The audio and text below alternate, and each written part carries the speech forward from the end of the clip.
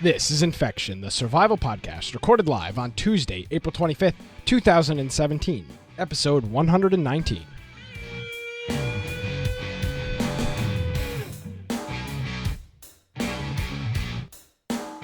Hello, everyone, and welcome to another episode of Infection, the survival podcast. Infection is your source for the latest information on survival video games. We're bringing you the latest news, reviews, updates, and more each and every week. Maybe we should add rants into that list. News, reviews, rants, updates, and more every week. That would make sense. My name is Nick Craig, at Nicholas M. Craig is my Twitter. InfectionPodcast.com is our website. If you're interested in news and politics, check out Against the Norm at ATNShow.com. My partner in crime, Brian Aldridge, is here. Hey, Brian. Hey, how you doing?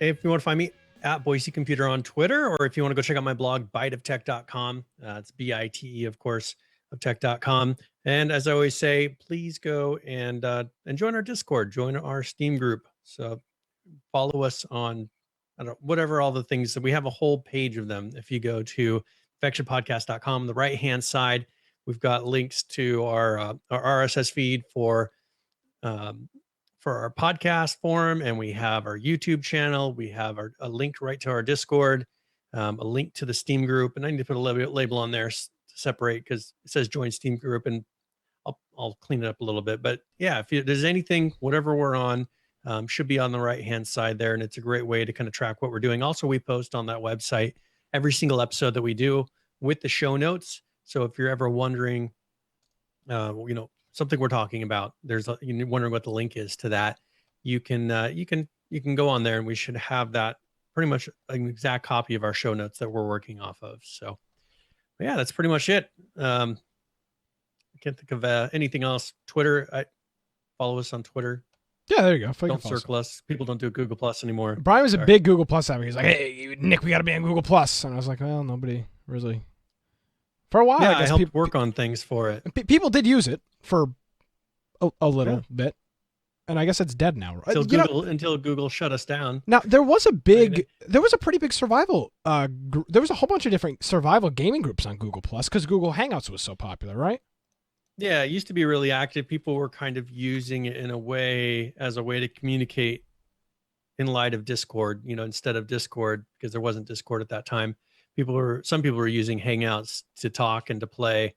And we used it. I mean, that's how you and I met, was just, through a group that was on there.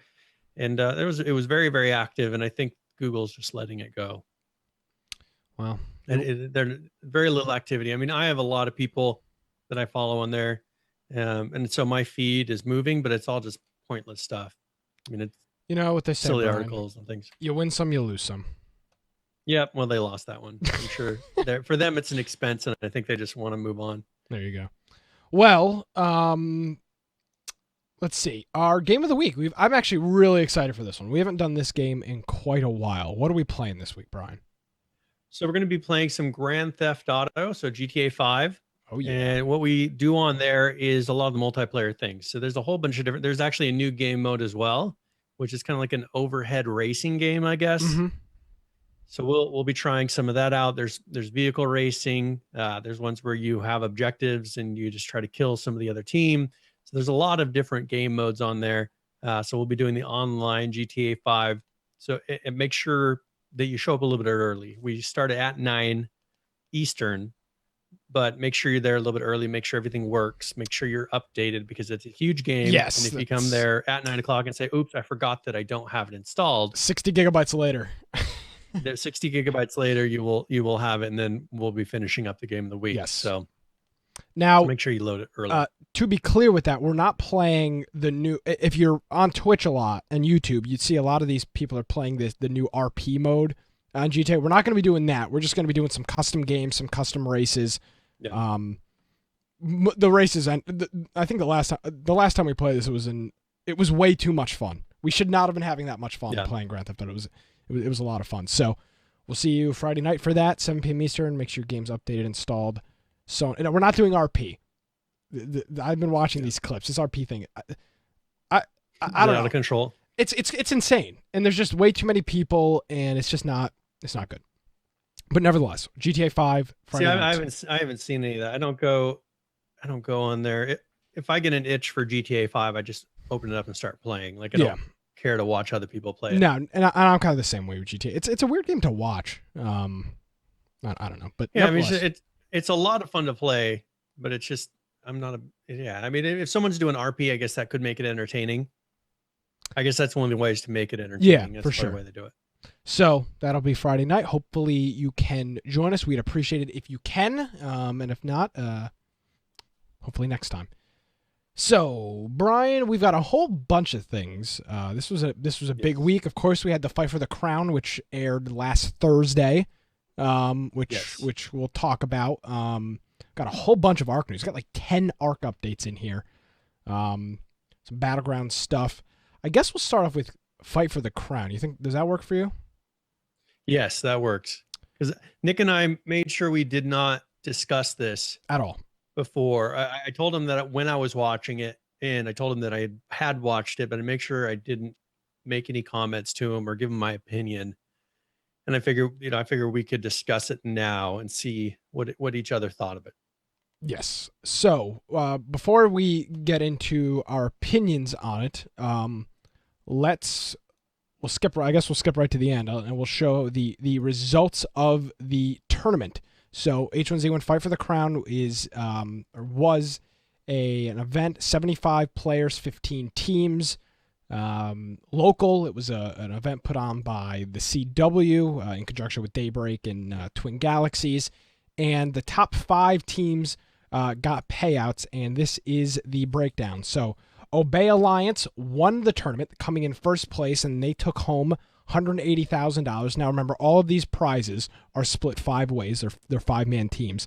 So Obey Alliance, $180,000 for that team.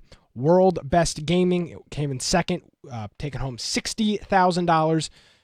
Luminosity, third place, taking home $30,000. Counterlogic Gaming in fourth, taking home $18,000. And in fifth place, which was the last place to take home any money, was Denial Esports, $12,000 for those team members. And overall, I've got some. So I guess I watched it live. You watched it after the fact on the CW website. Watching it live, there wasn't a crazy amount of social media activity. I mean, there was, more than usual with H1Z1, but wasn't anything crazy. I was following some. They had a weird hashtag. It was like, I think it was F4TC was the hashtag, which was a little bit odd. But I watched it live. It was an hour-long show. I believe it was 37 minutes worth of. So is this the only show they're doing for this whole thing? Like, so did they produce it and this is it, or is there more that's coming? So there is, and they're going to be, and they've already started uploading kind of literal documentaries on each team showing the process of getting here. But the main event was just that. It was that 37 minute. That okay? Because I saw something, I think it was with Echo Fox or whatever, kind of a documentary of them picking their 5th person or something like that. And so they're going to be releasing those, but those are going to be online. Correct. Or there's going to be also okay. Those are just online, which makes sense. I mean, that's not really, nobody really cares about that to watch that enough on television. Jessica Chobot, who is, she was on G4 for a while. She may have even been on Tech TV. She's in the space, and we had who was commentating it? C's and Golden Glove. Yes, C's and Golden Glove were commentating, which, by the way, I think they did a fantastic job commentating it. Both of those gentlemen know the game very well, and it showed off. They were walking through the game. Now, Brian, I think we need to be careful with this because I know I was critical. I was being critical of my own opinions on going into this tournament. Because we need to, for a second, and everybody for a second needs to sit back and realize this was on national television. This is a big deal for video games. Like H1Z1, hate H1Z1, indifferent about H1Z1. This was a video game that was on prime time on a Thursday on the CW, which is on every cable system. I mean, this isn't like a weird like DirecTV only channel. You can watch this channel anywhere across the continental United States and Canada. This is everywhere. Everybody has access to this channel. So this was a big freaking deal, like it or not. And the other thing to note as well is the intended audience for this show was regular people. Sorry, hate to break it to you, but we're not. If you're watching this podcast and you're interested in this stuff, you're not normal when it comes to a TV audience. I mean, we're so involved in this scene. This show was produced for normal, non-gamers, regular people that aren't into video games. Not that video gamers aren't normal, but just your regular person that uses the internet isn't into video games. Like this was kind of here's what I got out of it about halfway, just from hearing how they were describing things. And I think part of it is kind of that selling to the normal audience, the non-gamer audience that isn't into this. I felt about halfway through, I was like, man, this kind of feels like an infomercial, because they're like, oh, here's where the gas is rolling out, and they're just like explaining each piece. And I understand that that's kind of them talking about each piece because we take it for granted because we just know it.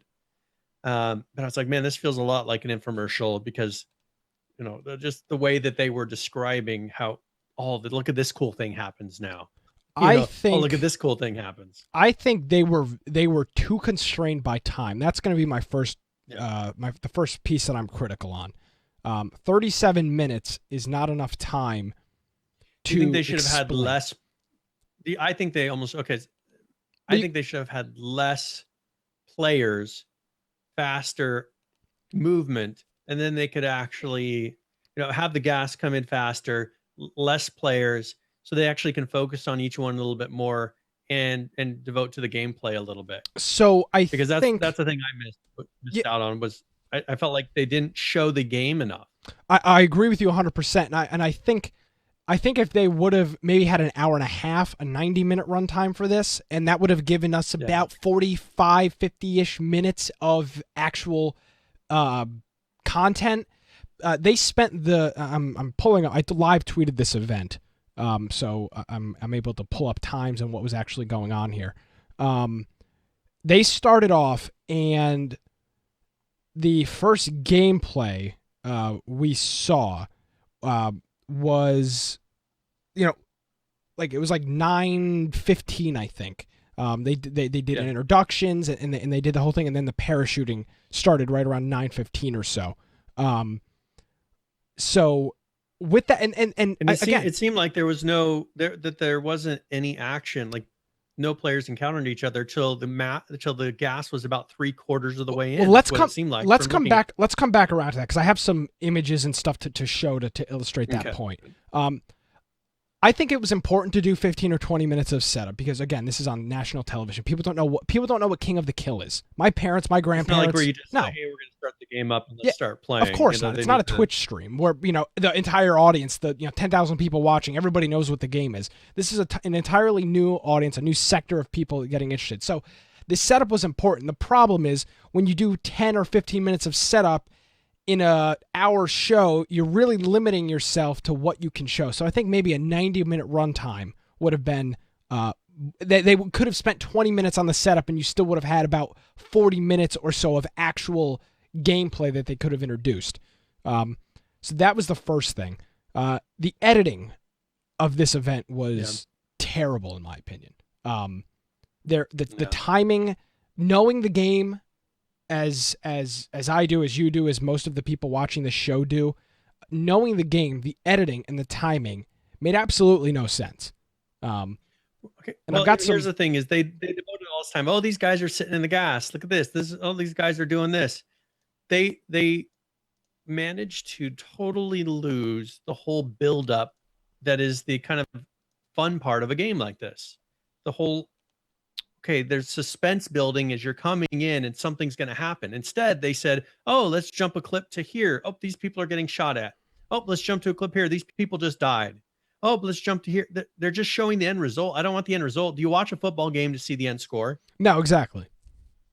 I mean, that's what I got out of this. It's like, I felt like they were not realizing what the whole game is about, and they're just showing the highlight clips of the shots. Well, that's not the point of watching a game. Some people who love a sport will sit there and actually want to watch the whole game. Like, they'll want to watch the build up. And this, was just like a highlight reel on the news as far as the clips they were showing. And that's what it was. Now, to illustrate the point you made earlier, Brian, is there wasn't any activity until the end of the gas. I went through and I grabbed some stills. They showed this image right before the second commercial break.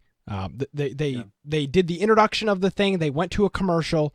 They came back. Then they did the players parachuting in, getting gear, so on and so forth. So this was at the end of that second segment. This is what they showed, the map, which, by the way, I think this looks great. The way that this is like a high-quality map with all the little player icons on it. So we go to commercial break, Brian.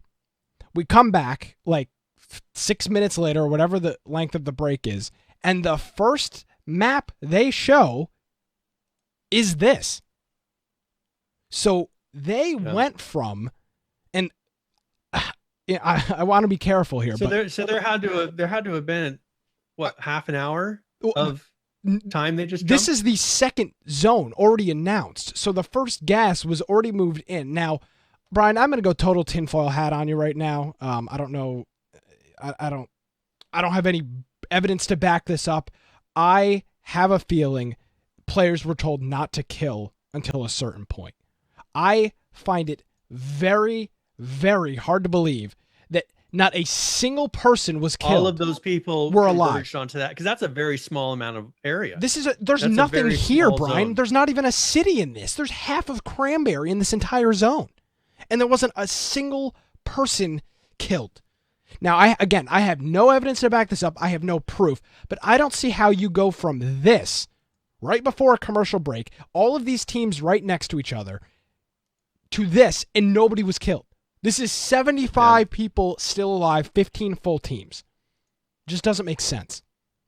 So that's my first thing. Crazy. It just doesn't make it, and that was part of my issues with the timing of this.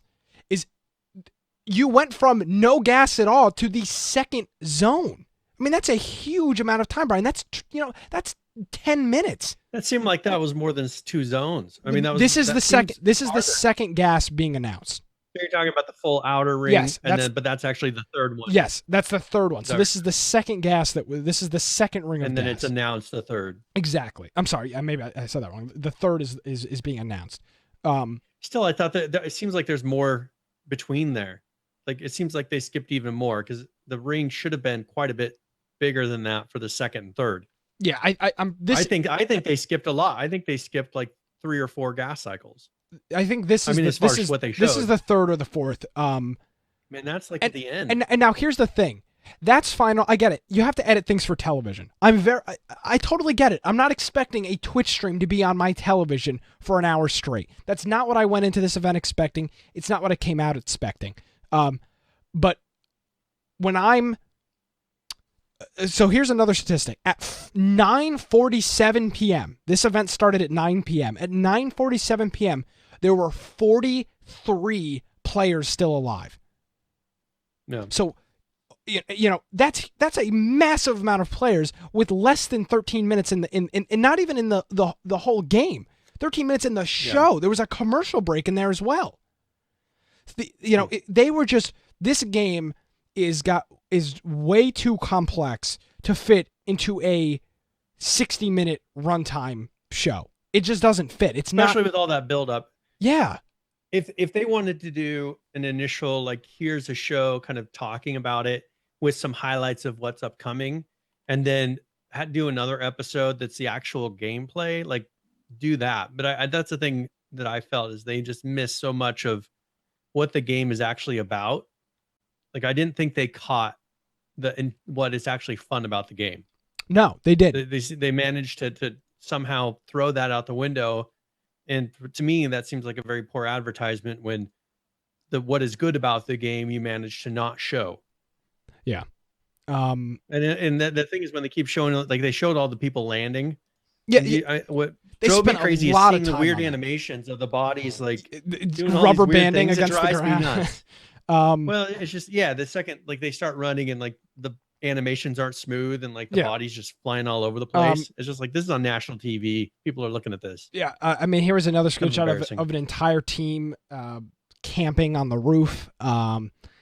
The it's the same problem they had with the H1Z1 Invitational last year, which was money on the line, everybody camps, and so many people camped, Brian, that let me try to get the entire. Let me get the thing here.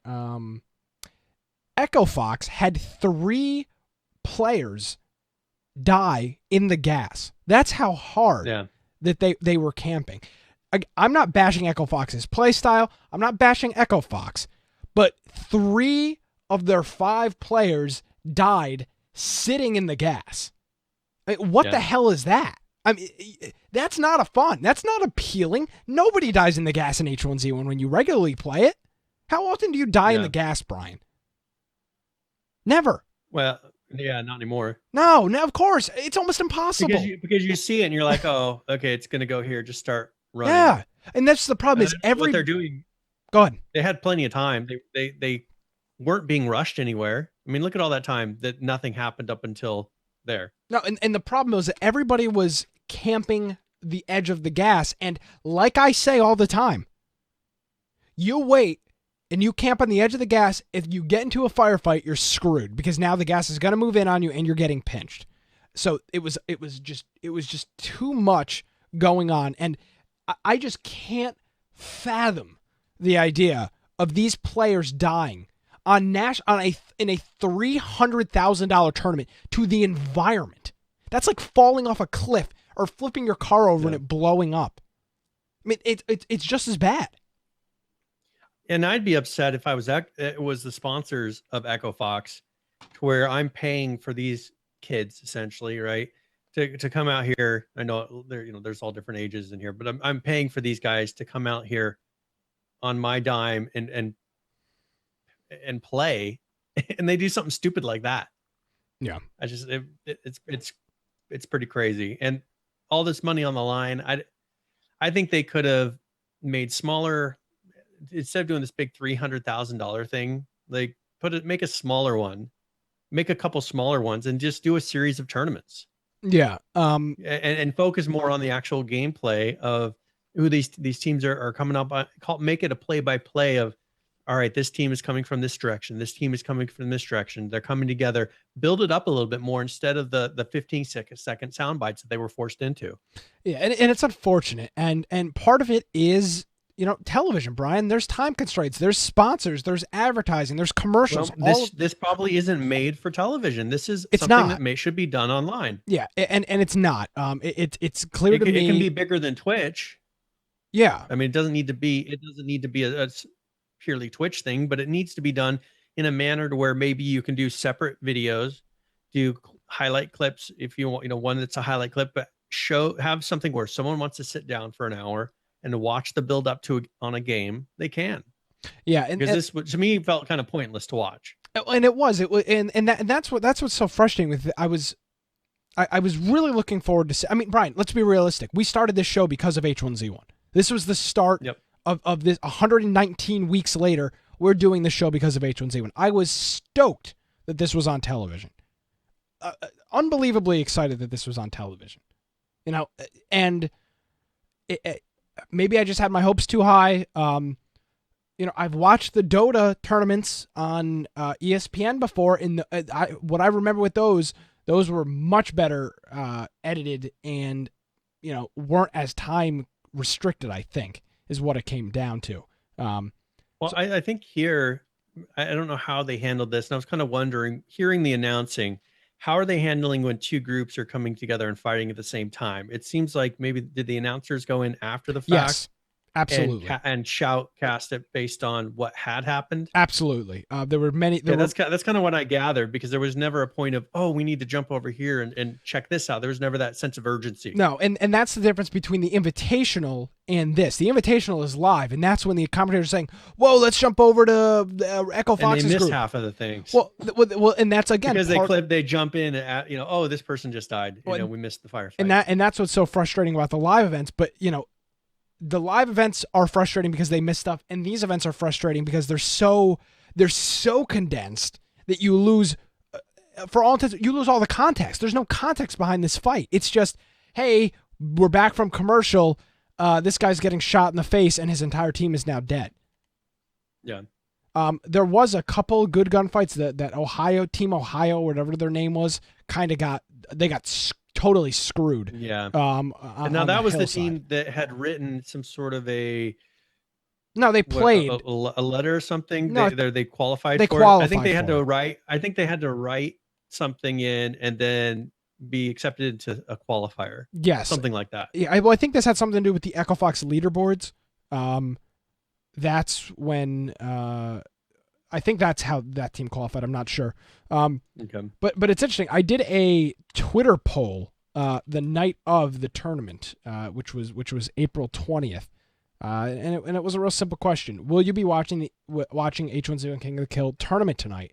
And out of the 17 votes we had, 71% of them said no. Yep. And most of the people that follow our show, I think, are pretty invested in H1Z1. Now, the other thing, too, is, and I guess I'm liable for this, we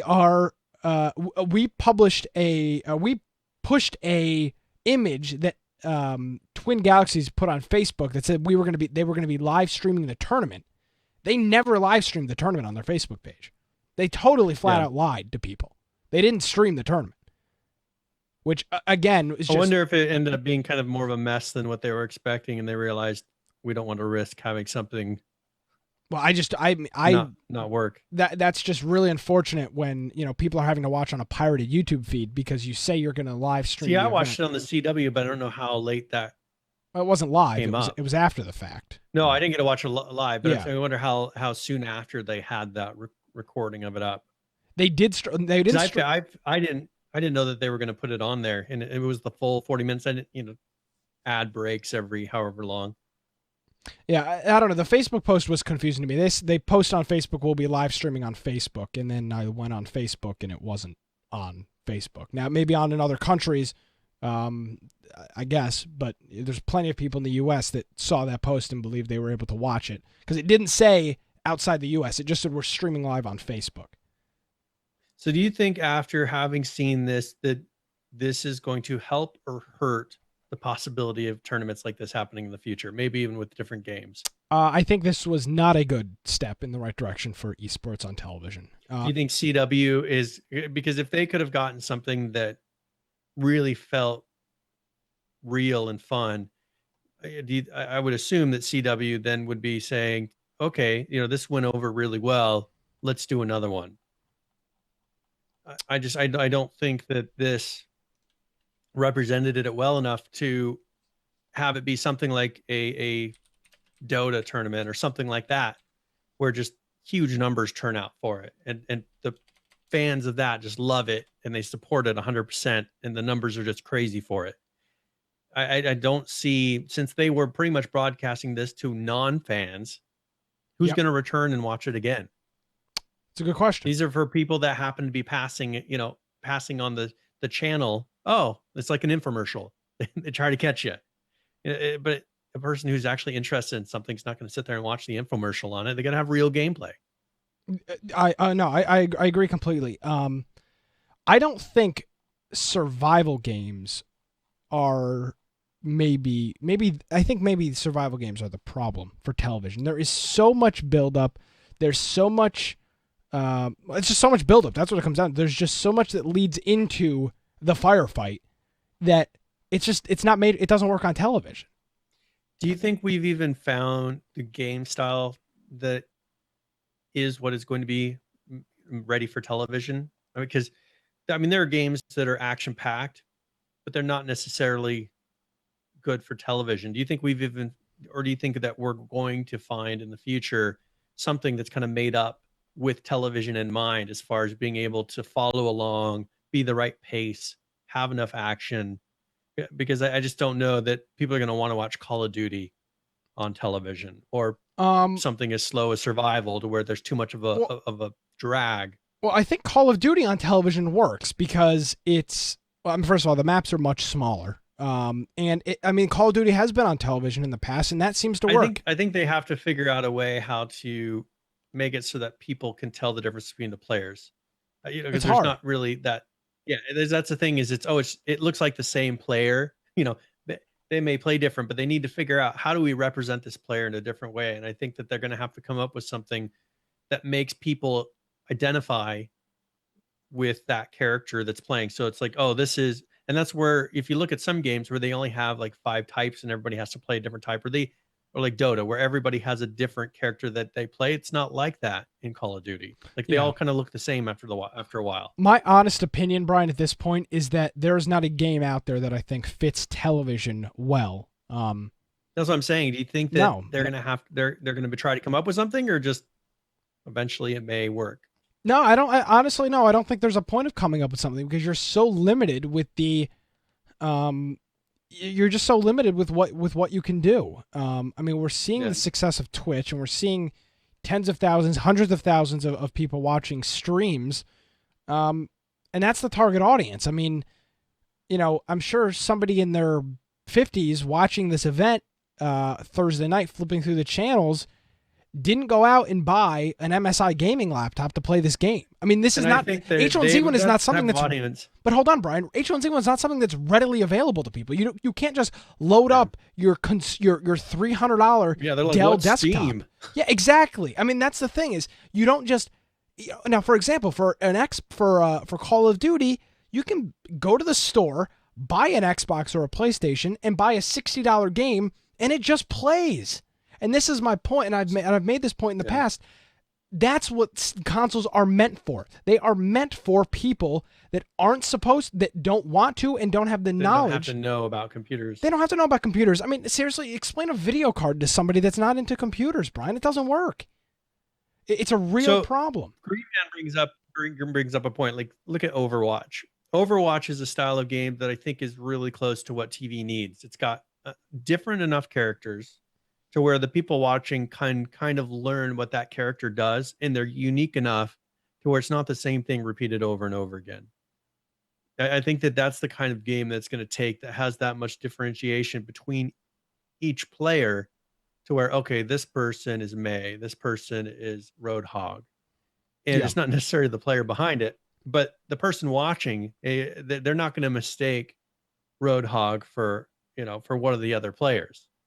Like that they'll be able to watch it and see what happens and see the difference of how someone plays it. I just think that this type of a game, people that don't know the game are just watching it and being like, oh, okay, which one's who? Who's doing what? What game is this? They'll watch for a minute and move on if they're not into video games. I don't see a future for esports on television in a regular basis. Now, if there's by the way, if anybody is going to do this, I do think it will be ESPN. They've been pushing this very hard. They have a whole blog on their website specifically dedicated to esports. If anybody's going to do it and do it right, it's going to be ESPN. They've got the infrastructure. They've got the commitment. Do you think we're going into kind of that age of, remember maybe it was in the 90s, late 90s, early 2000s, when they had was it Tech TV, and they had all these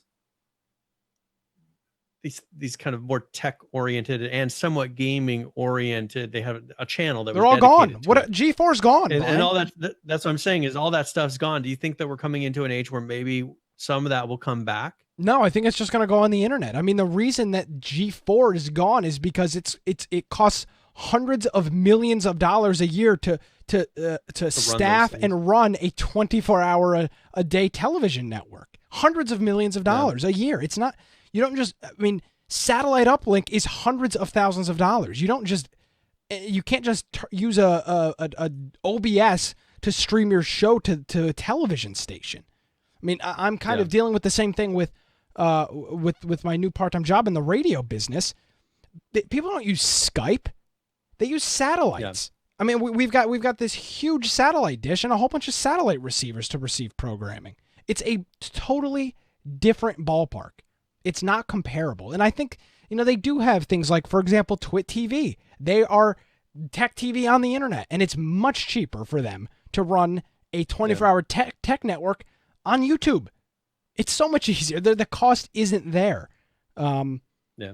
I mean, here's the thing. I just think that a lot of that's having that studio, but I think a cable company would be willing to let something stream into their station, but I don't know that it's going to be like what those were, where they have studios and people that are all in the same location and treating it like a full blown business like that. Well, and I think that's why think that's gonna die down. ESPN could do this. ESPN has 3 basic cable channels on every cable system: ESPN1, ESPN2, and ESPN News. It's on every cable system that has ESPN. Plus, they've got other channels: ESPN3, which they stream games online, and ESPNU. They've got up to 5 channels on your cable system. So it gives them the flexibility to put, like they did last year or the year before with Dota, on ESPN2 at like 9 o'clock on a Friday. They've got the airtime. They can afford to do that. And they can test it too. They can throw and kind of maybe increase the time slot that's dedicated to. If people start tuning in and it shows that it's popular, they'll expand it until there's enough content to actually make it its own station. And I've got another comment. I think we're a long ways away from that. And I've got another comment to make to you, Brian. Wednesday night, I was watching a baseball game, which is locally on CW, the same channel I watched Fight for the Crown on. I watched a baseball game. It was just over 3.5 hours, the game. I had the channel on for 4 hours watching this game. There wasn't one promo for the event the next night, which was an indication to me that CW really wasn't trying to... I mean, if they really want... I mean, they could have promoted the living hell out of this. And the fact that I watched a primetime baseball game the night before for 4 hours and there wasn't a single ad was an indication to me. So who do you think paid for this? I think Twin Galaxy. I mean, Daybreak's name was hardly on this. This was all Twin Galaxies and CW. But where's the profit for Twin Galaxies? I have no idea. I mean, people still don't know what Twin Galaxies is. $300,000 in the payout for this. Like, where this money come from? Hanny's saying Twin Galaxies paid for it all. I don't know why. I mean, there is no payoff in this. I just don't understand. I don't know why they would do this game. First of all, I just figured that Daybreak must have pretty much paid for this. No. I mean, as far as paid somebody to make sure this happened, because why? Why would they do this? Yeah, I don't know what the payoff was. Because I don't think this didn't show H1Z1 in a good light, and not because H1Z1 is a bad game or not. It just didn't make sense in the format that it was, and building upon that, there wasn't like any oh geez, I've got to go play H1Z1 now. I don't know. Well, and Hanny's talking about Echo Fox. So the guy who owns Twin Galaxy owns Echo Fox, and all pretty much the production company that made this. And so, but it definitely didn't put Echo Fox in a good light. Do you think that they all died in the gas? Something? Do you think that had something to do with how they ended up producing it, being that it made them look so bad? I have no idea. It was less about the gameplay. It was more about, less about the gameplay. This was more about the tournament itself. Because it seemed to be that I'm sure if they would have won, they would have put more emphasis on the actual gameplay. I'm not sure, Brian. I honestly don't know what the end goal was for this. I mean, we'll cover it in current players later. Didn't give H1Z1 King of the Kill any bump. I mean, it's the same as it's been for the past 4 months. It's 100,000 active, 110, 120, thousand active users like there's been. I don't think it was an H1. Maybe I don't see who benefited from this tournament. So who knows? Either way, again, this was a nationally televised show about the game H1Z1. So that's a big deal. I mean, there's been very few esports events on television, very few televised, probably only a handful. I just don't know why they're putting television time on an alpha game. Well, that's another interesting point as well. On a finished game. Yeah, like it's Dota. Not even out yet. Yeah, like Dota in League. Supposedly. And CSGO. Yeah. A game that's out of alpha. Like, if you think it's to this point to where you can throw it up on national TV, it should be out of alpha. That's a valid point. Didn't even think about that. Yeah, I mean, that's just the thing that I'd be like, well, why are you promoting an unfinished game so much? It's kind of weird. Yeah. Now I do have I do have a a funny clip. This was after the fact. So this wasn't live. This was recorded, I think, a week or two in advance. So Twin Galaxies had the winners at their studios, I think in LA or whatever, and they were doing their Taunt Fest live stream after the fact, and they were interviewing Obey Alliance, who won. They took home $180,000 as a team, and we got this little gem. I don't know if you're able to see this one. Yeah, Brian. I watched that. I watched this one. So this is a member of Obey Alliance. This is, I think, this is a Twitch stream. After the fact, they were kind of interviewing people about what they thought of the tournament. So we'll listen. Everybody involved with with this amazing experience. So, but Daybreak, please. All right. Well, keep the Chinese out. Oh yeah, keep the Chinese. Okay. And then you hear the announcer go, "Yeah, okay, keep the I don't want to say that." That sounds a lot like when you asked that question. Yeah, exactly. I mean, just so to be. When are you gonna put a block? Block. Just to be clear, episode 14 of Infection, the H1Z1 podcast, I did pose that exact same question and I didn't get an answer. Yeah, but I they love were in shock. But it's interesting, Did Brian. you just ask that? And I'm not just playing this to be humorous. I'm playing this because this is a competitive. This is the team that won a $300,000 tournament. This isn't me. This isn't you, the casual player. These are professionals that are literally getting paid to play this game, and they're saying, "Daybreak, get the Chinese out of our region because they're destroying our game." That says something, Brian. Yeah. This isn't just you and I bitching and complaining about it on the internet. This is these people's full-time job to play these types of games, and they're complaining about it. So is Daybreak going to take action now? $300,000 for playing this game. Yeah, they made $180 grand. 180 grand playing this game. It's not just me. It's not just you. It's not just Reddit. It's the pro teams that are saying fix it. Yeah. So I forced myself to play a bunch this week. I mean, it felt like eternity. So for the last couple of days, I've gone in and said, all right, I'm going to play a minimum of 6 games per day, which is a decent amount of time, when if you live long enough. And so my test yesterday, I went in the first game, first kill that got me was a hacker. And it's just, but instead of rage quitting, that's what I mean. I set a limit on it. So I'm going to play 6 games just to do it. But the hackers are alive and well. And I just feel like they must have given up on getting rid of hackers, because you hear very little about them actually doing anything about hackers anymore. I see too many videos of hackers blatantly hacking on Twitch now and other streaming networks. Just if you look at the video, or I see forum posts on hacking sites about the hackers, of them talking about it, and I'm not seeing, like on some games where you see, I got banned. I'm not seeing that. They're just talking about the hacks. And I'm not hearing about the banning anymore. And I don't know what's happened. I don't know if they've just given up on it. If they've moved on. There's not, remember their Tears of a Hacker or whatever that video was? Oh, yes. I'm sorry. Please unban me.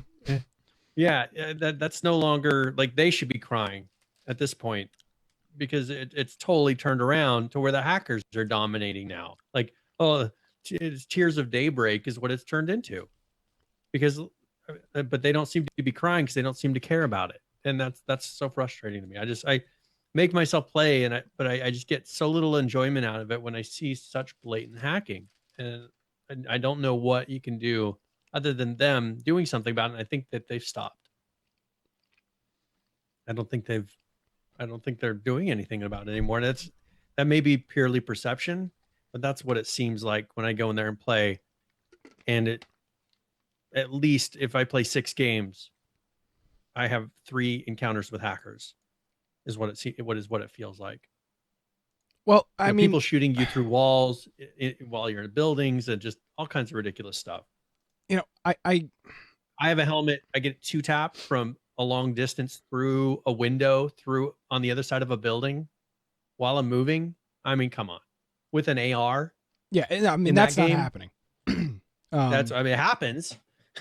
No, That's no, the I'm problem, no, is it I mean, legitimately, that's not happening. It shouldn't be I happening. mean, Yeah, that's and it's a like 1 in 100, 1 in 1,000 kill in yeah, that game. but it's happening all the time, and I just don't. I don't get it anymore.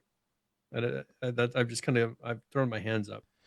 And The whole thing. and this is the thing is, I think we're getting into this situation now where they don't even want to. They're not even referencing the fact that like, hey, hey, we're having a problem here. Like, I think they've completely, God, I'm gonna be that guy. This was an image that was posted to Twitter a little bit earlier of like, let me get the caption quick before it was show and tell time to show off some of the work done in the last several weeks.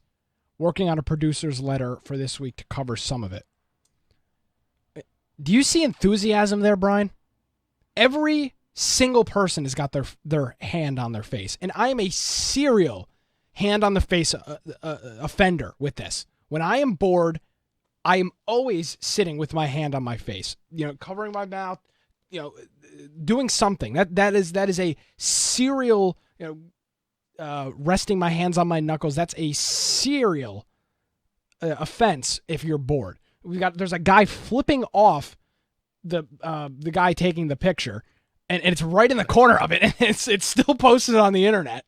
This guy's very, very professional. But again, I'm not trying to be an a-hole with this, but looking at this guy in the red's eyes are closed, and I'm not trying to attack this company, but there is nobody in that room that looks like they give a damn about what they're talking about. I mean, seriously, look at that picture, and do you see enthusiasm? You know what it looks like, Brian? It looks like they're sitting through a public safety seminar, or like the yearly a sexual harassment policy that these companies have to do, that the government forces these companies to do. I mean, nobody in that room is going, I love my job, H1Z1.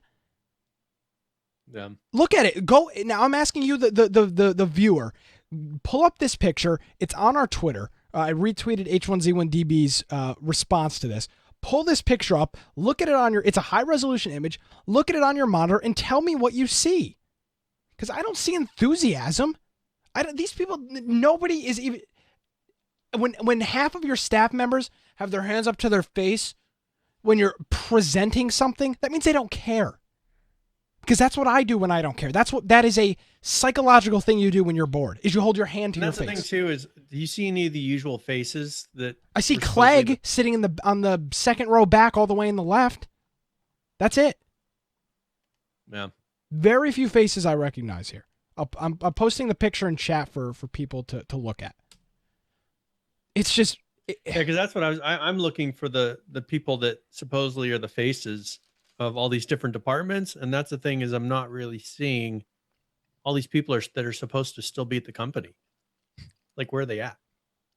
Yeah. And H1Z1, of course, DB is saying, well, you don't know the context of what's being shown. Very valid point. But the context of this tweet was, hey, we're showing off a whole bunch of cool stuff we've been working on.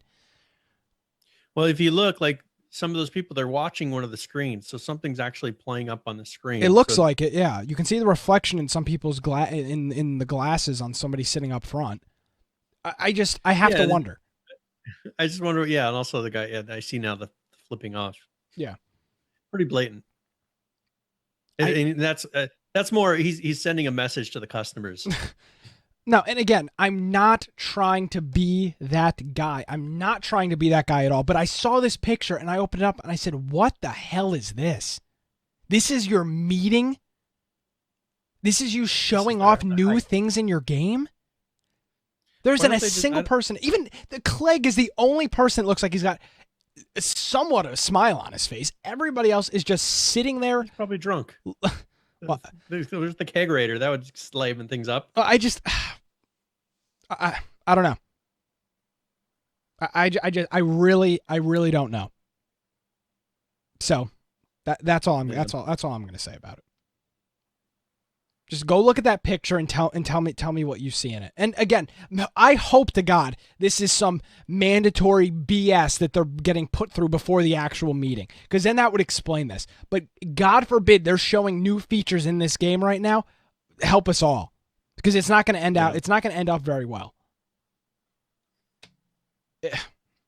That's my point with this. Nobody in this room looks like they give a damn about what's being shown, and hopefully it's some mandatory thing that they don't want to be doing anyway. It'd be interesting to look at this. Like, remember that original video that we showed at the very, very, very beginning, when all those different developers sat in a circle and answered questions? That was great. That was the best thing they've done to date. So other than Clegg, how many people, I wonder how many of those same people are in that room right now. Well, this is the King of the Kill team.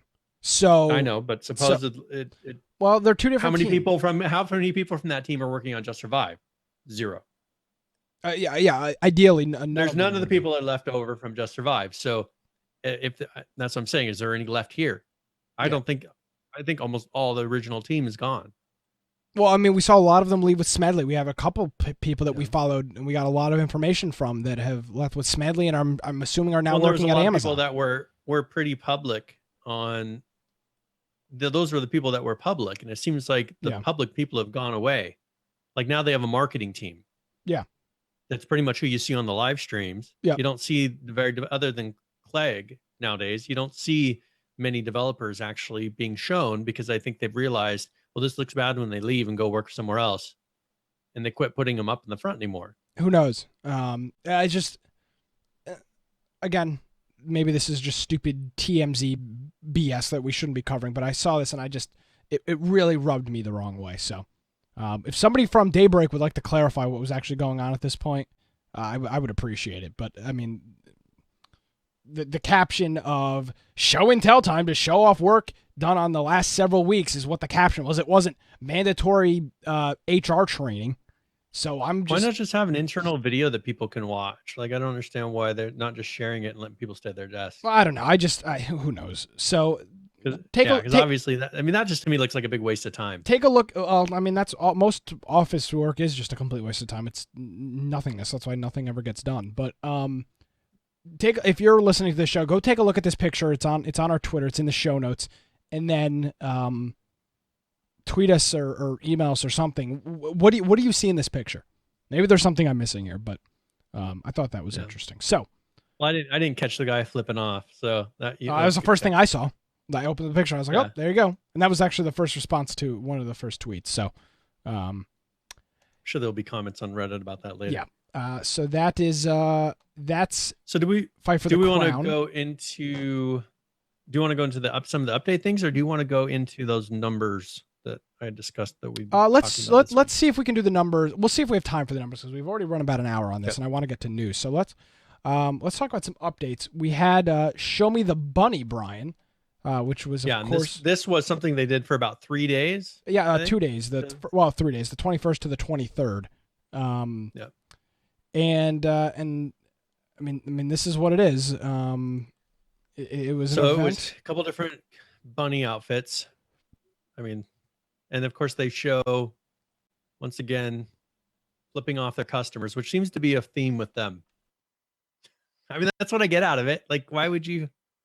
It's like F you to your whoever's looking at your page. And they did it in that last post. They did it again here. Yeah. I mean, that's what I get out of it. It's just kind of weird to me that you constantly be flipping off your customers like this. So what this was, it was one of these others. It was another special event, kind of like the Halloween event. Some of these other events, you're able to win a mask if you played through the 21st or the 23rd. To get this, you had to place in the top 5 of solos. You had to place in a top 5 match to get one of these masks. So they did this for a couple, which is cool. I like these. I mean, obviously this was probably themed around Easter. We're kind of around that time of the year. So that's cool. But I like when Arc does these. I like when H1Z1 does these. These little what did you call it? It's a limited amount of time. It's a limited skin. It's a limited time, a limited skin. It's just kind of these sporadic events. I like these. As long as they don't have to put too much time into making them happen. I think they should just not allow you to trade them, personally. These may not be tradable. I'm not even sure. Yeah, I think if you do something like this, like have it be showing that you actually did something during that event, and it's not something you just went and purchased after the fact. Yes. So that was cool. That was Friday to Sunday, and then we had the game update. The 420. This was the 420 update. 420 update, and of course. Preseason 4, which we talked about last week extensively. So what's in here besides preseason 4, Brian? So they talked about, so they addressed some different exploits. So they removed a way to hide trees and shrubbery in the game, which is exactly the same thing that Battlegrounds did, making it so that if you go to the low setting, or you do a certain setting, that all the different shrubbery and things go away. They removed that, so you shouldn't be able to play without seeing those anymore. They removed a way to bypass the prone animation using inspect. And so this was an issue where people could immediately do things and they didn't have to wait for the full animation to finish. They removed ability to break fences with fists when a nearby teammate is carrying an axe, which is kind of a weird bug. I've noticed a lot of changes to the audio, because when I went and played this week, there's a lot of noises and sounds just in the game of animals and just noises that kind of sound like a car, but then don't. Yeah, they just have this different ambient noise that they've thrown in there. And I don't necessarily see it in here, but they've added it. But they did talk about impact sounds on targets were tuned to make it more obvious when you're hit, like with a head shot or a helmet shot versus the armor, which was a complaint with this new system. People really counted on hearing that kind of the different sounds between a headshot with the helmet, knowing that, okay, I shot the person's helmet off. That went away. So they added that. So you should be able to have an audio feedback of that actually happening. They have gone through and been adjusting the sound effects volumes and frequencies for vehicle damage states. So as your vehicle becomes more damaged, they're changing how that sounds to make it a little more subdued, not quite so loud, and different sounds you should hear a little less often. Another thing they says, they inadvertently changed the recoil on pistols with the last content update. So they are fixing that, so it's back to the way that it used to be. They removed collision from parachutes to prevent tangling with nearby teammates, which is a thing that always drove me crazy. They start you in the parachute scene, and then within 1 second, you're tangled up with somebody else and spinning around crazy, which they pretty much just remove collision from that point, so you can't collide with somebody. And other than that, one big thing is the region locking is now being enforced at 150 milliseconds. Remember, we had talked about, I think it was at 200, 250, something like that. Yeah. Almost 300 before. I think it started at 300, so maybe. They lowered that down again to 150 milliseconds. So if your connection to a data center other than your default home, which of course we talked about, VPN, is higher than that, you notice that you're locked to your home area. So pretty much based on your IP, or maybe they're going off of Steam information for that. And if my memory serves me properly, I believe 150 is the threshold they want. Yes. Or in that ballpark. Maybe it was 120, but it was in that ballpark. In that range. I can't imagine them going too much below that. No. Because you could have, in your local area, it could be 80 milliseconds on a decent connection. Yeah. So that's good. That's see how this threshold works out. Hopefully this cuts down on some of the hacking. Yeah. So, you'll just have to see. I still think they should filter VPNs, like known VPNs, and it would cut out some. Yeah. It's got to be. But again, the real problem, Brian, and we've talked about it, is from my viewpoint, they're not actively dealing with hackers. Yeah. So there's no real point to it. Yeah. I guess. So, and there's one thing, like Barbie was talking about, some service that's supposed to lower your ping. It's WT fast, or WTF with an AST. That is pretty much look like just a VPN. So someone could subscribe to that. Supposedly it lowers your ping, but you're just connecting to a VPN point, and then that's connecting to the data center. Yeah. They could just do a service like that. And supposedly it's legitimate. They're not, it's sponsored by big companies. How much is it? It costs, I have it right here, $9.99. Oh, maybe I'll subscribe to that and try it out. I'm curious. Will that get me banned? Yes. Probably. No. I mean, Asus and a lot of companies. No, I mean, will it get me banned from H1Z1 if I'm? I can't imagine. So maybe I'll try something out like that because that would be interesting. Yeah. Basically, and a that's VPN one over the thing game is servers. they could do the same thing because it's connecting to you to one of their points. So if someone in China wanted to play, they could just subscribe to the service, connect to it. Even with hacks, I don't see how you could play a game over a VPN. I mean, I would imagine the latency would be so high that it would be quite problematic to play. But nevertheless, okay. So are they actually changing these things in their net code? That's the thing are they actually changing in the net code this 150 milliseconds? Is it adjusting anything in the game? Or is this purely just at the menu screen for loading in? So I think that was my other thing is, can you connect to your VPN? Well, I guess if you lost internet connection, you'd have to probably relaunch the game. But what I'm thinking is, I don't think this is actually changing the net code at all. No, it's not. I think they still have all of the very loose code of if someone's around a corner and you shoot, there's a chance that the bullet still might hit them because of the possible delay. I don't think they're actually I think they're like, oh, well, it should become less if people's ping gets better.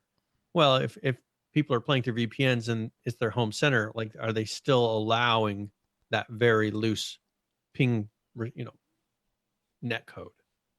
That's what I'd be curious of. I think now that it's supposedly 150 milliseconds, start tuning down the game to where you're expecting people to be around 150 milliseconds. Yeah, that would be. Yeah, that would be ideal.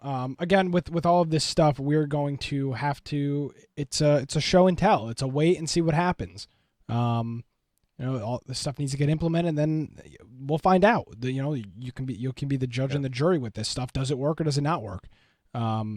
So we'll continue following this, and hopefully they work it out. Because from what I heard from you, Brian, this week, the game wasn't too fun to play.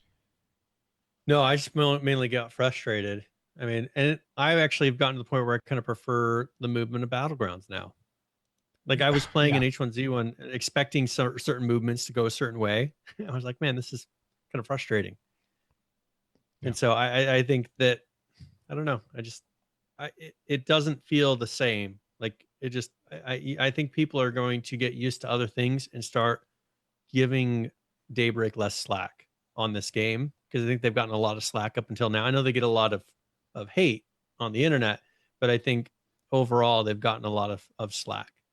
Oh, for sure. I mean, people have been very, outside of, and it's funny because I'm seeing people, for example, Man Pawns this week, put a tweet out. I believe it was 5 days ago. This would have been April 20. Actually, this was the day of the crown. So this was last Thursday. I was home and he tweeted out in the morning, NA East already this morning, bull rushed me with a shotgun in a straight line, no shots connected, amazing. And Man Pawns has been, not that he's been a fanboy of the game, but he's been very involved with the community. He was personally invited out to the Invitational last year. He's personally spoke with, maybe, I think it was Chris Wynn when he was out there at the Invitational. And he is even saying now, this is ridiculous. And then he said, I have to turn on my stream to show people this. And he turned on his stream, and without a doubt, the next game, he's walking through a field and somebody hits him with like 3 shots and he's instantly dead. It was like it was a laser rifle.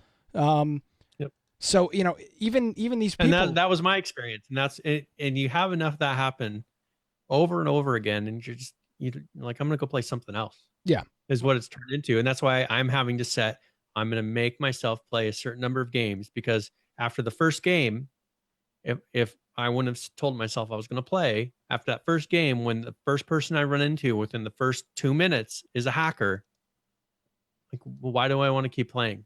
I'll just log off and go play something that doesn't have hackers, or as many hackers or noticeable hackers that are impacting the game so much. Yeah. All right. Well, I think we beat H1Z1 King of the Kill to death with a bat. But nevertheless, check out the tournament. If you didn't watch it, you can watch it on CW if you're inside the U.S. You can watch it free on the website, which is really cool. They don't require a sign-in. Link is in the show notes to that, infectionpodcast.com. Brian, we got a giveaway? Yes. So ! Giveaway in chat. And what we're going to do is give away a copy of Solar 2. And so I will put a link to the store for Steam if you want to check that out. This is a game that's kind of a space simulation game in a way, as far as like solar systems and things like that. Kind of a strategy game. So it's a space indie casual sandbox, relaxing 2D because it is an overhead view. But you kind of move around and you have to do different objectives. But this is Solar 2. I'll put a link to it in chat. It's about $10 right now on Steam. So we'll give a copy of this way. It has a very positive rating. So an exclamation point giveaway. And here about 5 minutes, we'll pick a winner. Yes. Now we do have some great. We do have some Battlegrounds news, and there's some interesting feedback on this. But I guess I've got a vested interest, so maybe I'm not the most accurate source for news on this. But Battle Royale, PlayerUnknown's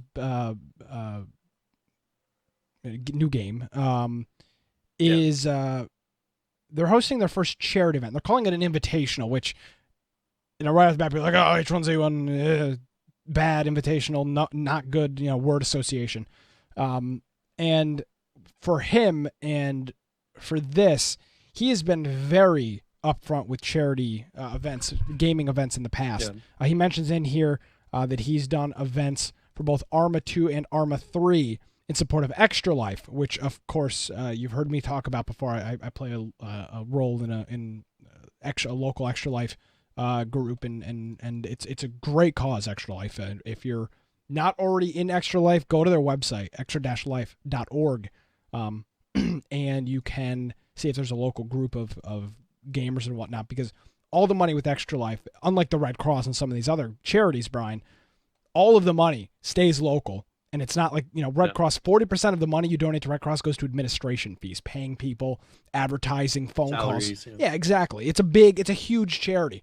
With Extra Life, it's volunteers like me and the members in my guild here in upstate New York. So great stuff with that. Now, this event isn't for Extra Life, but it's for a similar charity. So they're hosting their first ever PlayerUnknown's Battlegrounds Invitational.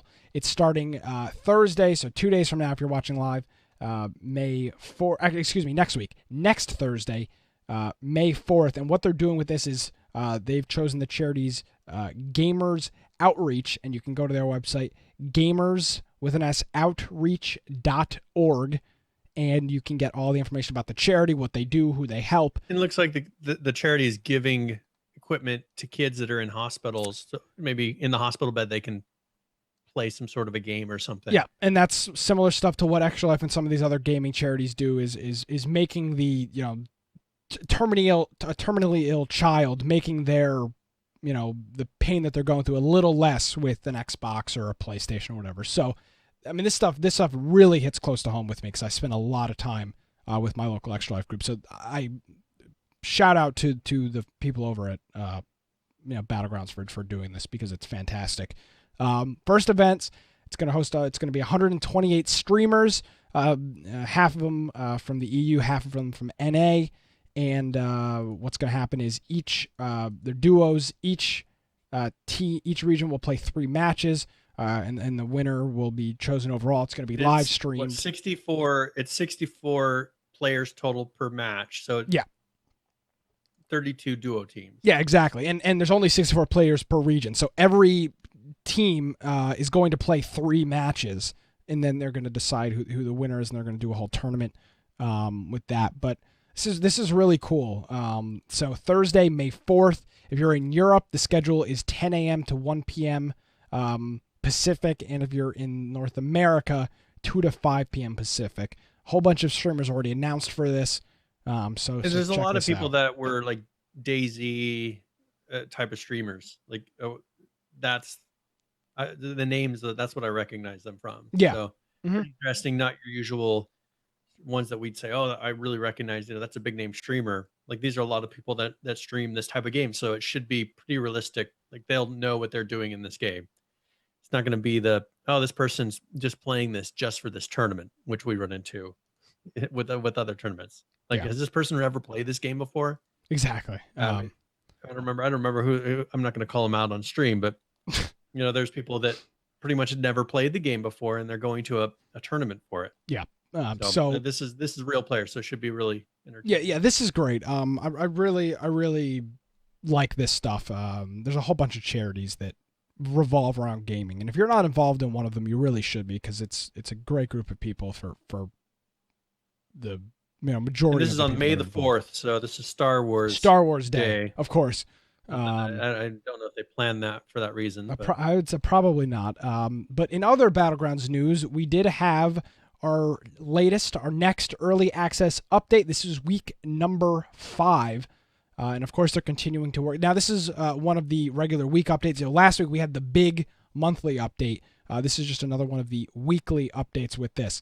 So we do have a couple of client performances, gameplay, and bug fixes in here. So for client performance improvements, improve the FPS drop when firing a gun or driving a vehicle. From time to time, you get this crazy FPS drop when you're driving or shooting. Wasn't terrible, but they've improved that. For gameplay, they rolled back the item spawn balance, which there was so much loot.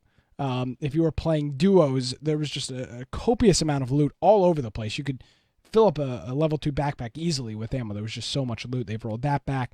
Reduce the amount of health loss when a character is ejected from a flipping motorbike, because that was I think it was an insta-kill. If you flipped a motorbike, you pretty much just all died. Sometimes, yeah. It was like it was like a 50% of the time where there's a group of 3, and that's the thing, is that knocked all of us out at once, which means you die. Yeah, the game is over. So that's gameplay, and then a couple quick bug fixes. Fix a bug that caused the door to open towards the player, improperly opening. Fixed a buzz causing incorrect lighting on the 2x scope, which, by the way, the 2x scope, fantastic. Perfect implementation of it. I know some people don't like the reticle in the middle of it, but it totally fills that void from red dot to 4x scope, which they desperately needed, because there just was a huge gap there. Fixed other bugs that caused loot to not show up in the inventory when a character first obtained it. Fixed another bug that would cause the crossbow attachments not to show up in the vicinity pane, which of course could be a problem. And then fixed a bug that would cause sound to stutter. So nothing crazy this week. I mainly would notice that stuttering sound in the lobby. Yes, when everybody's all the time throwing grenades and guns going off. Exactly. It's just a constant stutter with that. So not a crazy update. I would imagine that them working towards this tournament may be slowing down development a little bit for 2 weeks or so, which is fine as this tournament rolls on. But I mean, this is addressing some of somewhat important issues. It is their important issue, but it's nothing crazy. It's typical bug fixes, what we should come to expect every week with Battlegrounds, like we do with Ark. It's the same. And I know they're still trying to fix that the loot bug that's been happening. So that's something that I think they rolled something out, and then they rolled it back. So I think hopefully that will be in their next patch. Yes. That the loot, because it's getting, I mean, I don't mind it so much as long as it's even for everybody, but it seems like it's just inconsistent. It is very inconsistent. Sometimes you'll find a ton of stuff or you'll find nothing. And so we're just struggling to get a team of 4 geared up. Yeah. Which shouldn't be happening when you looted a whole town. Oh, for sure. Yeah, exactly. So, but again, this is early access. They're continuing to work on it, and still there's no indication to me anywhere that they're taking their foot off the gas. It's the full throttle, full steam ahead with this. Yep. They're going to continue working on this game till it's something that they're proud of. So I look forward to continued development on this. Very good. I discussed last week that I'd kind of show some more reshade things. Okay. Just kind of showing the difference between the reshades. So I put up a list here. The first one isn't really necessarily because I didn't get the second screenshot didn't take because I died and I couldn't retake it. Okay. A little bit after that. So this is the one you're talking about? If you go to the second and third one down, okay. Those are pretty similar scenes. The top one, so the one where you're looking at the shed, that's with the reshade off. Okay. So you can see kind of the coloring, the brightness levels. And very dark. If you go to the next one, yeah, very dark. If you go to the next one, that is with reshade on. Okay, yeah. Much more vibrant with the colors. So you can see a very big difference. One, I'm kind of in a shadow. So even if you go to the next two, like the top one is with reshade off, and then in the I just turned it on and then took another screenshot as I was running, and that's with reshade on. It kind of seems bright, but I can adjust those settings. Yeah. But mainly I'm trying to counter so it's not looking like that earlier picture where it's so dark, like into where you're having a difficult time seeing. So Yeah. that's just to show kind of a difference in the reshade of what you can do.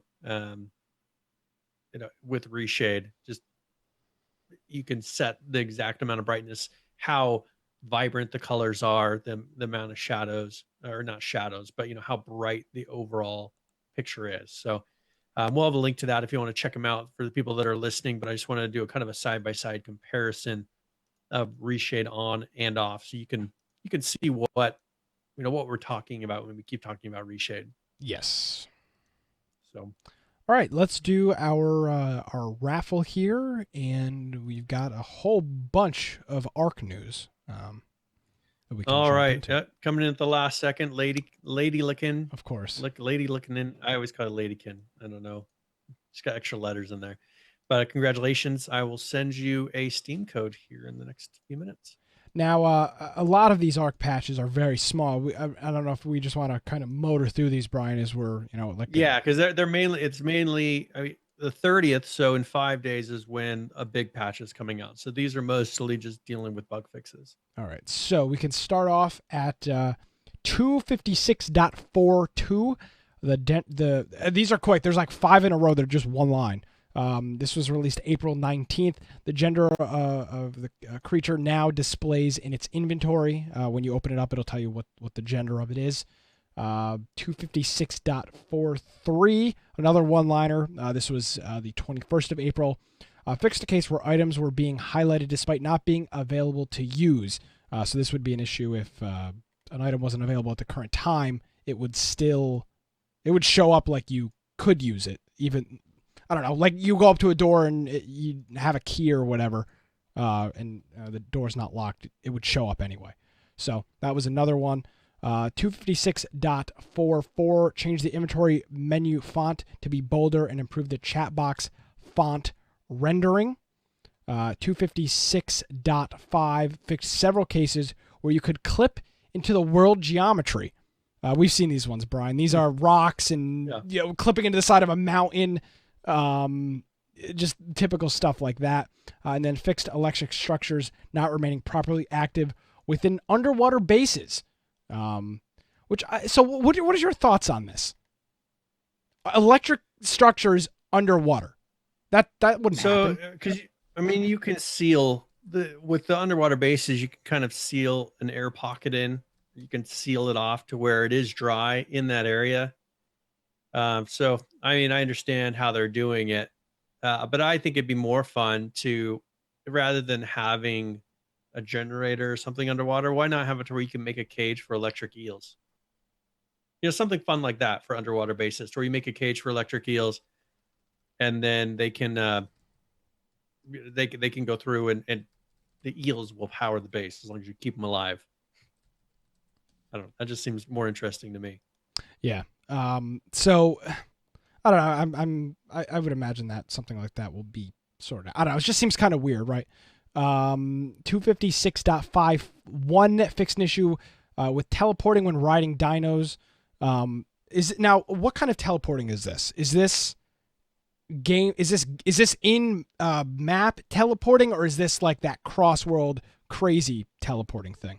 So this is, I would assume that they're talking about when you're on the dyno and you're using that new tech tier teleporter that will actually transmit everything that's on the platform. That's probably what they're talking about, is there was an issue if you were on a dinosaur that it might not connect properly, it might not send you over there properly. Gotcha. Not that, I don't think it's a person teleporting in the game, like moving around the map when they're not supposed to. Gotcha. This is 256.52 fixed an issue with no, that's the one I just read. No, actually, no, it's not. It's the same one. So they're both the same thing. 256.51 and 52. Yeah, they fixed it twice. They fixed it and then refixed it. So good. 256.6 fixed an issue with gun usage under high latency scenarios. This is, again, something all of these games are dealing with, is how do you compensate, shooting. I see it on my screen. Exactly. You're behind a rock on your screen. You're not on mine. Especially now that they've got more realistic, or not realistic, less realistic weapons, but they're pretty much really advanced weapons in here. It's not like the ones where, okay, it's inaccurate. I accept that because it's not really, the guns are really inaccurate for the early models. But now they've got ones that are super tech tier, to where you've got laser beam things going all over the place. Like they have to be more accurate because they're actually going longer distances. Yeah. We'll move on here to 256.61, which ended their excellent adventure, which was their Easter event, of course. Event. Very properly named, of course, with that. And then finally, I believe this brings us up to today, 256.7, fixed an issue with shotguns not applying damage. So every single one of those patches, Brian, were one-liners. Yep. Just a lot of little fixes. And at least they're doing them consistently. They're not letting everything build up. I think because they have such a large player base of people that play this religiously, that if something comes up, they're like, oh, we need to fix it right away. Because I think they're really careful not to make their base mad. Oh, for sure. Or if there's a problem, they don't want it to where it's a little problem in this could lose you a month worth of progress as far as maybe tames and things like that. So they seem to be pretty careful in dealing with that. So justifiably, right? Yeah. Well, and that's the thing is I think a lot of these other games, I mean, if you look at, you can look at like even with Conan, the issues that they've been having. Look at how much hate they get on Reddit and places like that because of a little problem, that's affecting a base or affecting the thralls. So I think that's something they're trying to avoid. And they've done very well for this whole time that the game's been out, is not to run into that. Yeah. Now, and of course, when you've got people that have invested so much time into, at this point, literally 2 years of their life into this game, and you start screwing around with their bases, I guess they have I guess it's justified that they're upset. If they had regular wipes, people would be less concerned. But the issue is they don't have regular wipes. Yeah, and so they've never. This is a year's worth of progress that someone is risking losing. Which they wouldn't lose that amount, but imagine if you had crazy tame dinosaurs on an official server. You're going to be mad if all of a sudden 10 of your top level dinosaurs just disappeared or something. You're going to be livid. Mad is not. I don't think mad is the proper word. You're going to be absolutely livid. I think that's what they're trying to avoid. But I think they could almost solve this problem in the future by just being more willing to wipe, not make servers forever, which they have done, which I think we talked about maybe with the official, that'll finally end. Yeah. So that's Ark. Now, Brian, let's talk about a little game called Friday the 13th. A game that we all played and enjoyed thoroughly, and a game that we were told unequivocally, without a doubt, over and over again, this game will be out in early 2017. And here's the thing, Brian. These aren't just my words. This is from the PAX East panel for Friday the 13th. This panel took place at 11 o'clock at night, and we were at this panel.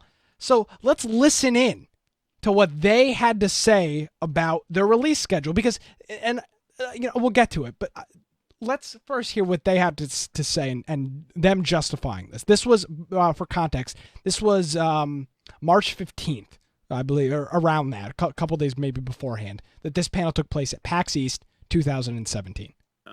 But the point is, that's why we said early 2017, because we didn't want to give a date, and if we don't hit it, and then people think you're delaying your game or something's wrong, when it's not the case. So when we use the term early 2017, that actually meant early, mid, and late. So those are the three ways to describe a year if you're using the term early. So early is the first 4 months of the year, but most people think that's January or February. And if you don't come out in January, they have people get upset. Yeah. Because for some reason, April can't be early, even though that is a technical term. So we still think we're in that early time frame within the first 4 months of the year. That's still our goal that we're shooting for. But as many of you know, we're currently going through console certification. And if you don't know what that is... All right, so it turns out this game will not be coming out in early 2017. Early, the first 4 months. Like they said, this game will be pushed to release May 26th. Now, if you want to know the real reason I'm so pissed off about this, it's not because I need to play Friday the 13th right now. The reason I'm so upset is because Gun Media and the Friday the 13th team were being complete and utter a-holes about the release of this game. They were acting they were treating the community so poorly when they were questioned, when is this game coming out? We saw it on Twitter, and we saw it at this PAX East panel. They were just being very snarky and just giving these canned BS responses. And it turns out the game's not coming out in early 2017. So all of the people that kept badgering them about, it's not going to come out in early, it's not going to come out early, were right. Yep. Absolutely right. And they acted like complete and utter a-holes about it. Brian, you were sitting right next to me at that PAX panel, and you heard the smugness in these people's voices when they were talking about, it's going to be out in early, don't question our authority, early 2017, early, middle, late. Why is this goddamn game not out, Brian? It's been done since March, according to them. Where is the game? Why is it going to be out? It's another month before it's out. A month. What is possibly taking so long? I mean, okay, so the excuse that they gave was it's the rating process. So The certification.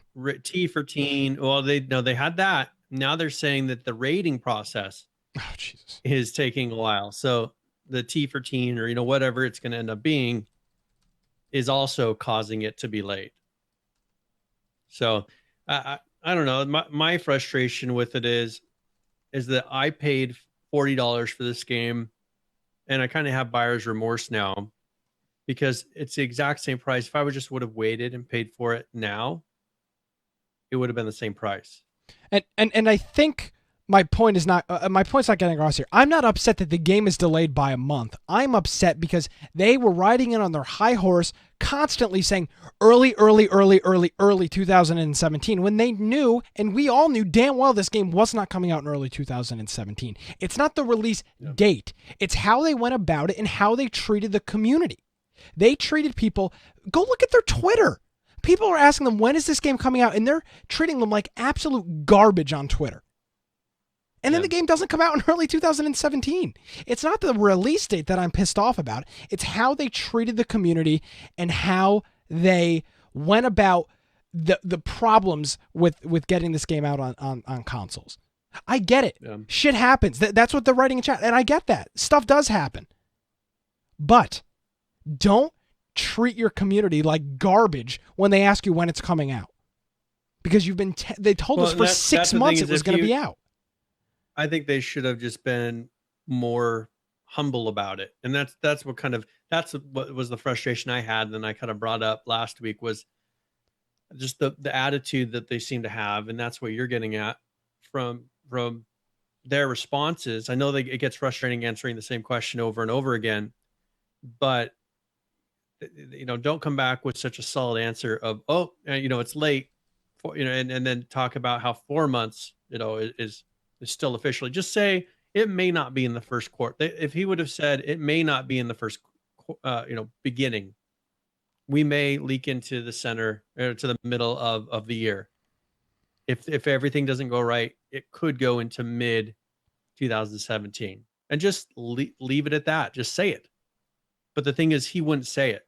Like he kept saying, "Oh, I'm not wrong. I'm not wrong. It's still." Exactly. It's still beginning. It's still beginning in 2017 because look, 4 months is if you break up a calendar into 3 sections, it's still the beginning.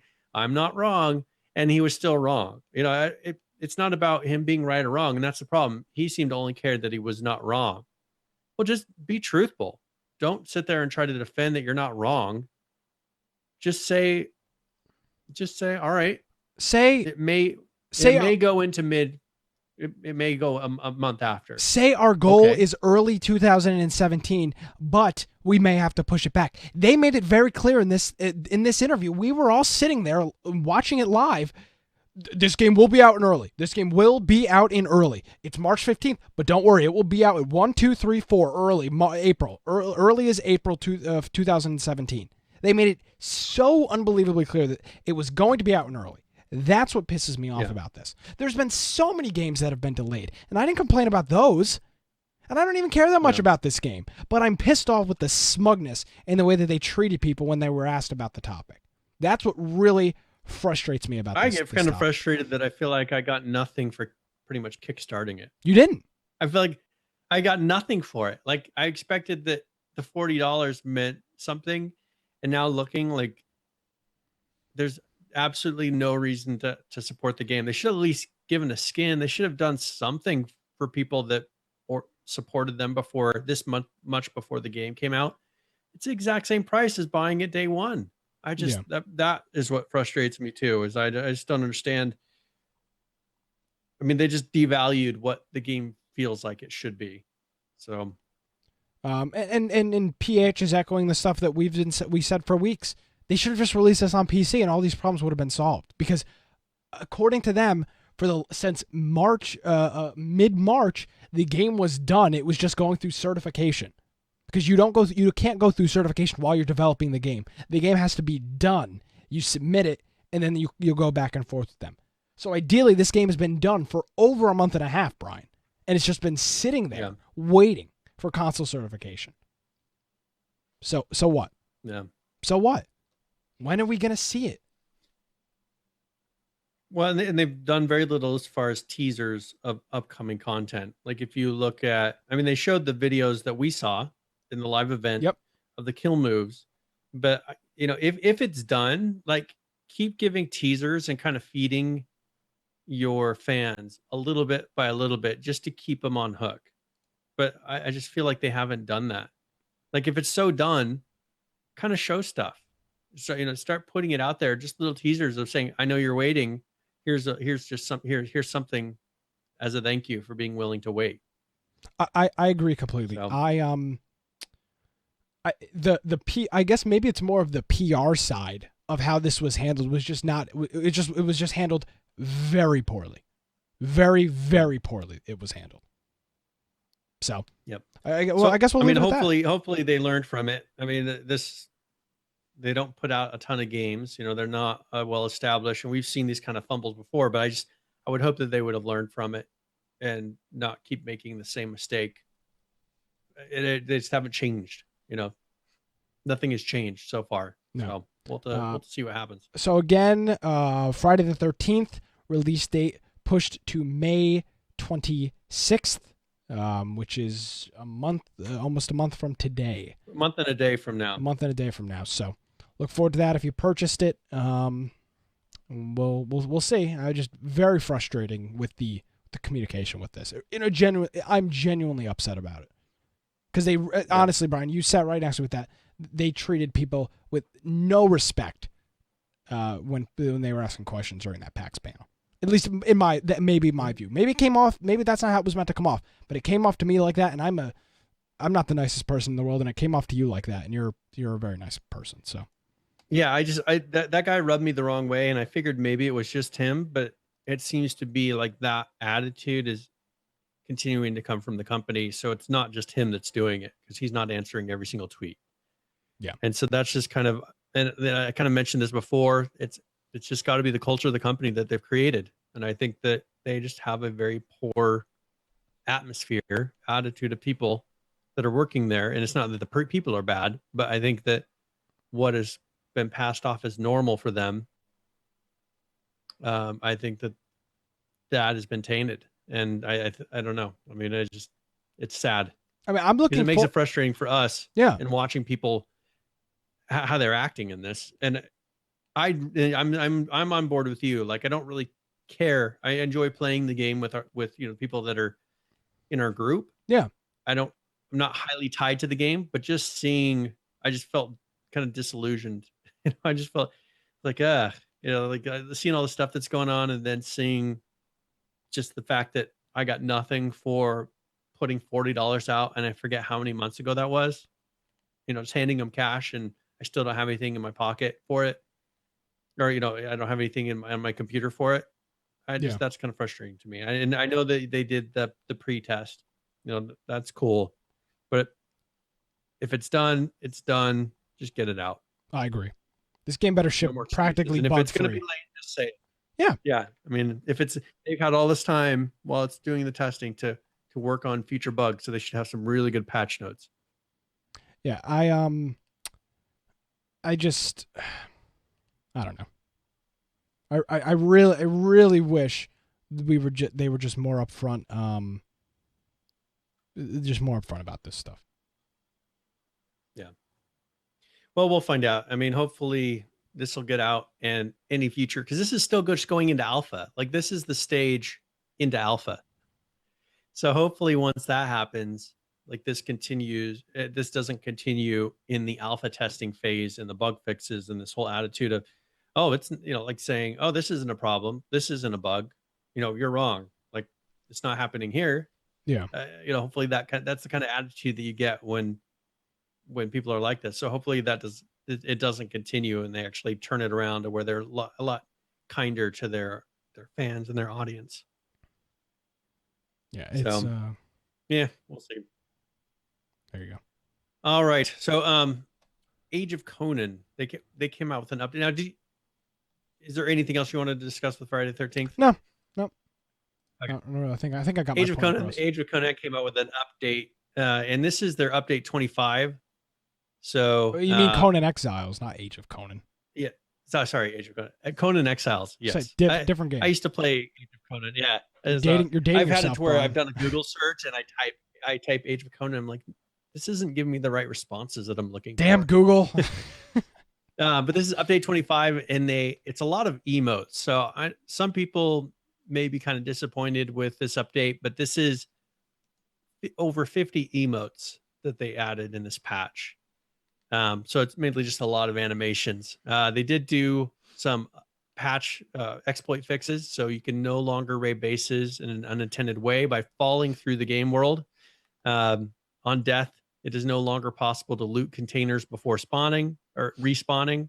They fixed an item duplication related to religion placeables. And then Lost your audio there, Brian. another exploit fix is players can no longer receive heads back from dismantling. Hello. Is it back?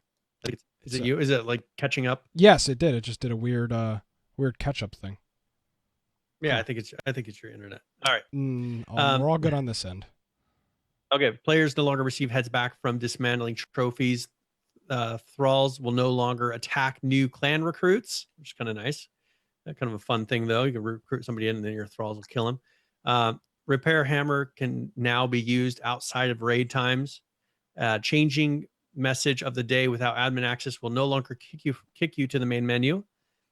Boxes and chests are now damaged by explosive jars, and then they added 50 plus new emotes. And there's a big list that they put on here for the emotes that we'll not go into, but the main categories of those are conversational, dances, flirting, greetings, worship, relaxation, and expressions. So there's 50 total in all of those categories. They fixed some issues with the text on the character creation screen. Graphical improvements to Ghost, shield blocking animations have been improved, and then they centered the message at the day window. So those are visual improvements. And then they did some balance and gameplay fixes, and then a bunch of bug fixes. So that is pretty much patch 25.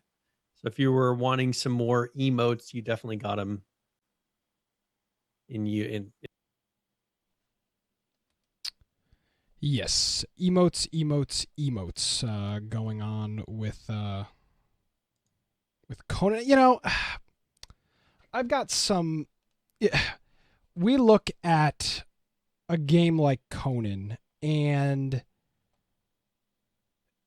I'll cover it with current players, but there is a very low amount of people playing this game. Like an incredibly low amount of people playing this game. We've talked about it for a couple of weeks. I'm not bashing Conan. I'm not bashing the company, but there's a very low amount of people playing this game. The current players is incredibly low for a game that sold. They sold 100,000 copies in like 4 days. I mean, they this game. Yeah, they sold like 500,000 copies, right? Yeah, they sold a crazy amount of copies. There's not a lot of people playing it. That's not my opinion. That's just the stats. If that's the case, why are they adding emotes? I mean, because they're really easy. So this is, really? I mean, to be honest, an emote is just an animation. So they've got somebody who's just working on 50 animations. of them? That's a lot of time, Brian. You don't just put through 50 emotes in an afternoon. But they probably had a bunch of these in the backlog. Like Yeah, they probably that's had true. someone who's been creating these. They Yeah, have probably had somebody who's been sitting there creating these, and they finally just said, "All right, let's add them." So that, it's got to be where I don't know how you can choose. Do you right click and then choose from a list of 50? I'm assuming that's what they're doing. Yeah. So, yeah, I think with this, they're I don't know. They've just been sitting in there. Someone's been doing this. Yeah. In the background, one of their animators. That's possible. He's like, all right, I got 50 done. Here you go. Yeah. And Okay. now they put them in because they're really easy. Nothing really needs to be changed in the engine.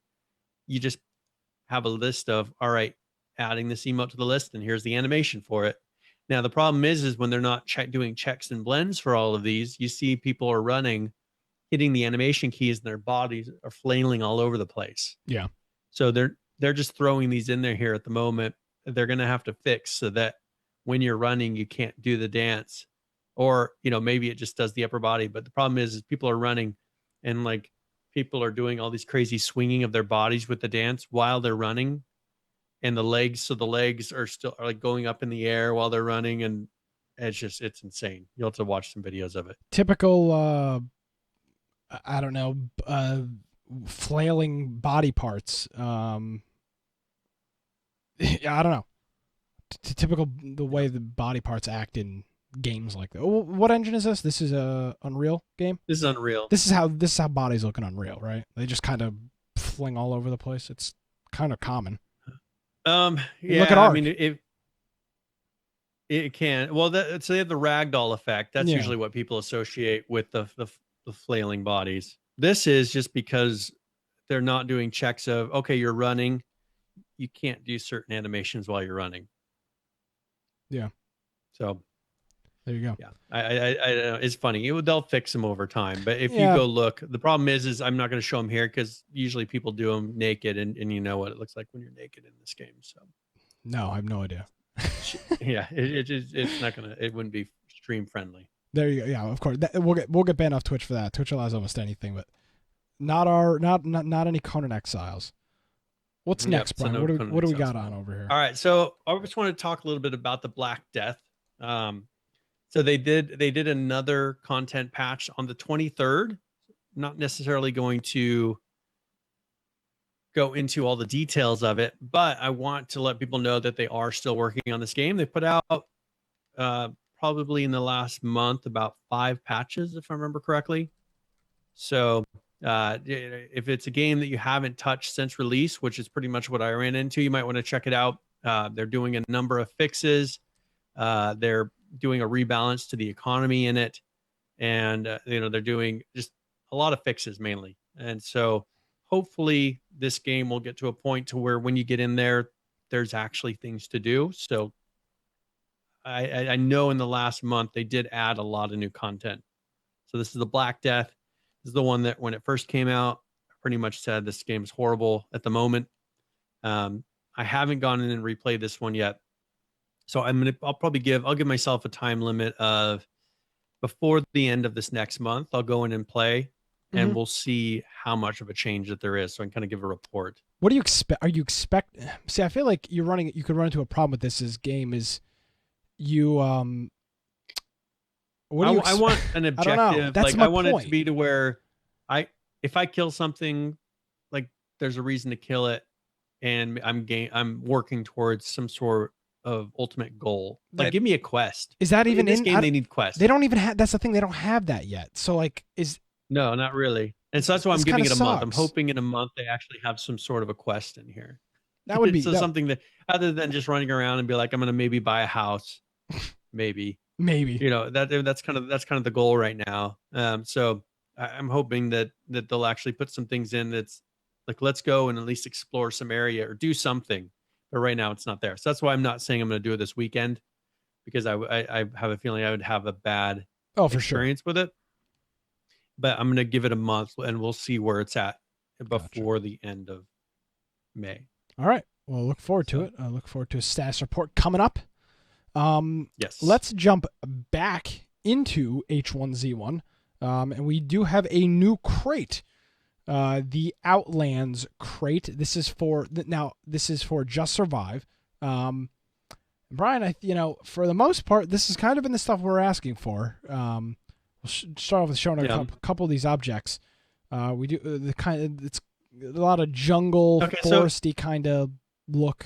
I saw a lot of people upset. Yeah. They're like, oh, they've been waiting so long, but the thing is, what do they want? Like, this is exactly what we've been talking about. These are neutral colors. That's ridiculous. And they're holding to, that's the thing, is they're doing what we asked. Like, I'm not mad about it. Like, nothing is too crazy. It's somewhat realistic. Like, these are the kind of outfits that you would expect to see on people. Now, I don't know about the swirly. But again, pants, this is not a far color off from beige. I mean, this is not this isn't hot pink. Nothing stands out. No, it's not a bunny mask. This thing stands out the most, and I ran into that satchel. I ran into that satchel on somebody, and I was like, I sat there in King of the Kill, kind of switching back and forth, and I mean, it's the size of a military backpack. I mean, I felt like if I picked it up, it was going to be smaller. I have a laptop bag that looks almost exactly the same as this, similar color. I mean, these aren't, nothing is crazy in this update. This is, a lot of people are pissed off on Twitter, and H1Z1DB tagged us in he's got a post on his website with all these objects, and people are just, these skins blow, and it's a survival game. It's not going to be what you've been getting. And I hope they don't cave into the pressure. Oh, these need to be ridiculous, like skins that I want to trade. No, you should want to trade them because now here's part of the problem. Are there any skins in there that are like this? I need to have these. Because that's the whole point of crates, right? I think the AR skin is pretty cool. There needs to be, okay, so there's an AR skin like that. I think the problem is they didn't have enough of that one that you're like, oh, I really need to have that. I think it's so polluted with the other skins from King of the Kill that I think that the problem is people are like, there's nothing that's like that one skin that you're super rare that you're hoping you get. But here's the thing. I mean, they all add to it. If we want, which we do, we've said we want a game, or we want skins in this game that fit survival. This is what we want. I'm not looking for some great skin. These are all neutral colors. But the thing is, survival. When the people are rolling for those and like buying crates and stuff, they need to have those one or two skins that are like the hook for it. But what do you want, like Brian? The reason you're doing, but you can't have both. You can't have both. You either that's want. What I'm saying is like have a really nice like military backpack. It's camo. I mean, look at this vest. I think this vest is the nicest thing. This is a super cool tactical armor. See that? I mean, that I'd be happy if I got that. I'd be happy with anything in here. Thing. And that's the thing is they don't have a ton of trash. I mean, it's all just kind of extra gear. Like, I don't know. I mean, I'm happy with it. I would be like, if I got that pink hat, I'd be like, or if I got. But it's not really pink. It's red. The scrubs, and it says the it's red. pink, I mean, it's a faded kind of camp hat. I mean, this is my point. We want skins that fit into the game. In a survival game, you wear boring stuff. You wear green, you wear brown, you wear beige. Those are the colors you wear. You wear green, you wear red. Those are the colors. So if you want one thing that stands out, it's going to be crazy. You're going to have a lightning AR then. So this is where people need to decide what they want. You can either shut up and accept something like this or continue on the other direction. And I'm going to say go with this. I would be happy with any of these skins. Are they going to come up with a way to win these skins without paying money? I mean, I have no that's idea. The biggest concern is make these so that like you can earn them. There's an objective. Well, I that mean, you can do to get these Quit crates. pushing buying them so much. Well, here's the thing. Well, you do get these. Yeah, but you still have to pay to unlock. You have to them. pay to unlock them, like Team Fortress 2. No, they're not going to do anything. But that's the thing is, I think they need to kind of get away from that idea. Was not a free to play game. They promised a free to play game, and the whole point of a free to play game is so that you buy crates and you buy all these things that you're essentially paying for it over time. The issue is they chose not to go free to play. People are paying for this game. Why do we have to unlock all these crates? Yeah, and by the way, we were on the front lines. I think they need to get away from that. Make it so that you get points. Kind of like look at exactly what Battleground is doing. Yeah. You don't have to pay money for crates if you wanted to, but you don't have to. I agree with you. I agree with you completely. I'd love to have some way, maybe by the amount of time that you're active in the game. You know, come up with something. X amount of hours gets you day. How about hours gets you daybreak so you cash? can earn these things. Yeah. Because if I paid $20 for this game, you don't need to sell me $100 worth of keys. Yeah. I mean, I understand that you want to make a ton of money, but that's not the point. Like I think they just lost track of the whole point of selling this game was it's and not going free to play. If we're free to play, sell all those skins. You know, sell those keys because that's how you're paying for the game. But that's the issue is it is not a free to play game and they're still treating it like it is. But hold on. We've got to be clear here. It's not, you don't have to buy these. This is my point here. If they just gave you a way, when you play, a way to do it. you play 10 hours, you get, I don't know, some amount of daybreak cash. And if you eventually play, you know, X amount of hours, you have enough to unlock a crate. That would be a cool system. That would give you an incentive to log in, play the game. Right now, but that's the thing is right now there isn't. I think in Just Survive there is zero ways to do that other than buying stuff. No, there's not. And you know, there's just I guess Brian, what it comes down to me is there's so many other issues in this game that I really don't care about the crates right now. This isn't content. Yeah. I mean, this is just I just more think they fluff. should kind of start giving you, I mean, even as I'm sorry for taking 3 years to release a game. You know what I'm saying? Like, kind of just give people some of this stuff.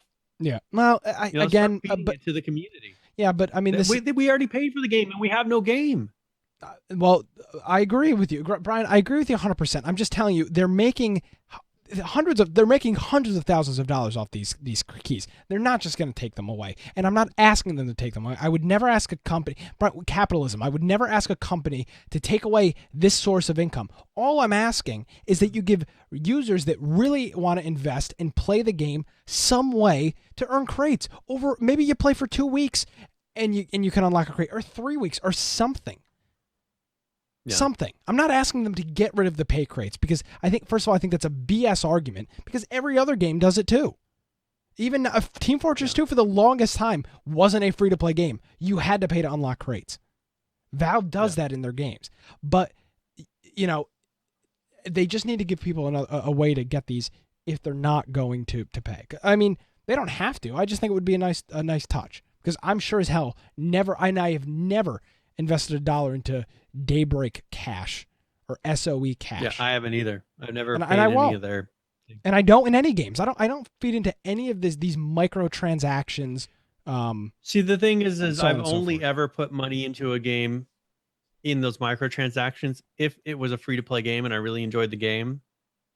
And I don't do it very often. I've only done it a couple times, but that's the only time is if it was a free to play game, and then I'll put a little bit of money into it as support to show the people that are making it. But that's the problem. I paid for this game that doesn't exist right now.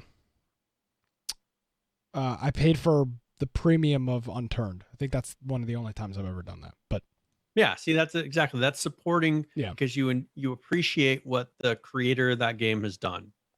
Yeah, exactly. You know, what can we say that we appreciate about Just Survive right now? Like, why would I put money into their crate system right now? I agree. And I think that's where they have to kind of start earning back the community, give some of these skins away because there's nothing that I would pay money for. I mean, nothing. Yeah, there was nothing that I would pay money for. There are people I know who would pay money for some of those skins, but I think they need to start earning that community back.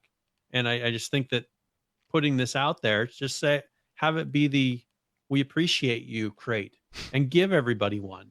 You know what I'm saying? Well, they did, but to be clear, they just did that like 3 weeks ago when they did. Yeah, they did. I mean, they did just do that. And to be perfectly honest with you, Brian, I guess that they are doing that. But did you take advantage of that? Yes, I did. I didn't. Yeah, and I went in and got it, and I know King of the Kill just did one recently. Is that as well. sad that I didn't care enough to log into the game to even get those crates? That's how little I care about Just Survive. It's a shame. But it was a very limited amount of time to do it, and I think they should just have one that says when you log in, next time you log in, you'll have a crate. I just, honest to God, I just didn't care enough to log into to Just Survive to even get a free crate. Yeah, the game is in real bad shape right now. They need this new map. But they that's need the all thing this is they stuff. can turn it around. It can turn around though, and I'm hoping. I'm just waiting for a point of, hey, here's our big release, because I think that's what they're working towards, and they're going to be putting out a live patch here pretty soon. Yeah, but we'll see. I mean, they've got to do the new map, they've got to do the new base building system, and they got to do more. Yes, they got to do something else with that. Yeah, I'd say we've got time for one more thing here before we get into our end of the show topics. What do you want to jump into? The forest, or have we talked about the forest in a while? No, it's mainly fixes. So Okay. let's do. Why don't we do the Rust video? So we've Okay. skipped that for the last couple of weeks. Yes, this is Rust Dev Blog. Let me get the number 156. And this involves the nerf of some new, I believe it's the armor that they implemented a couple of patches ago. So, of course, this is from our friend Shadowfrax, and we'll be back and discuss that right after this. Greetings, survivors and friends. I'm Shadowfrax, and welcome to this week's Rust Update. Have you ever wondered what being a postbox is like?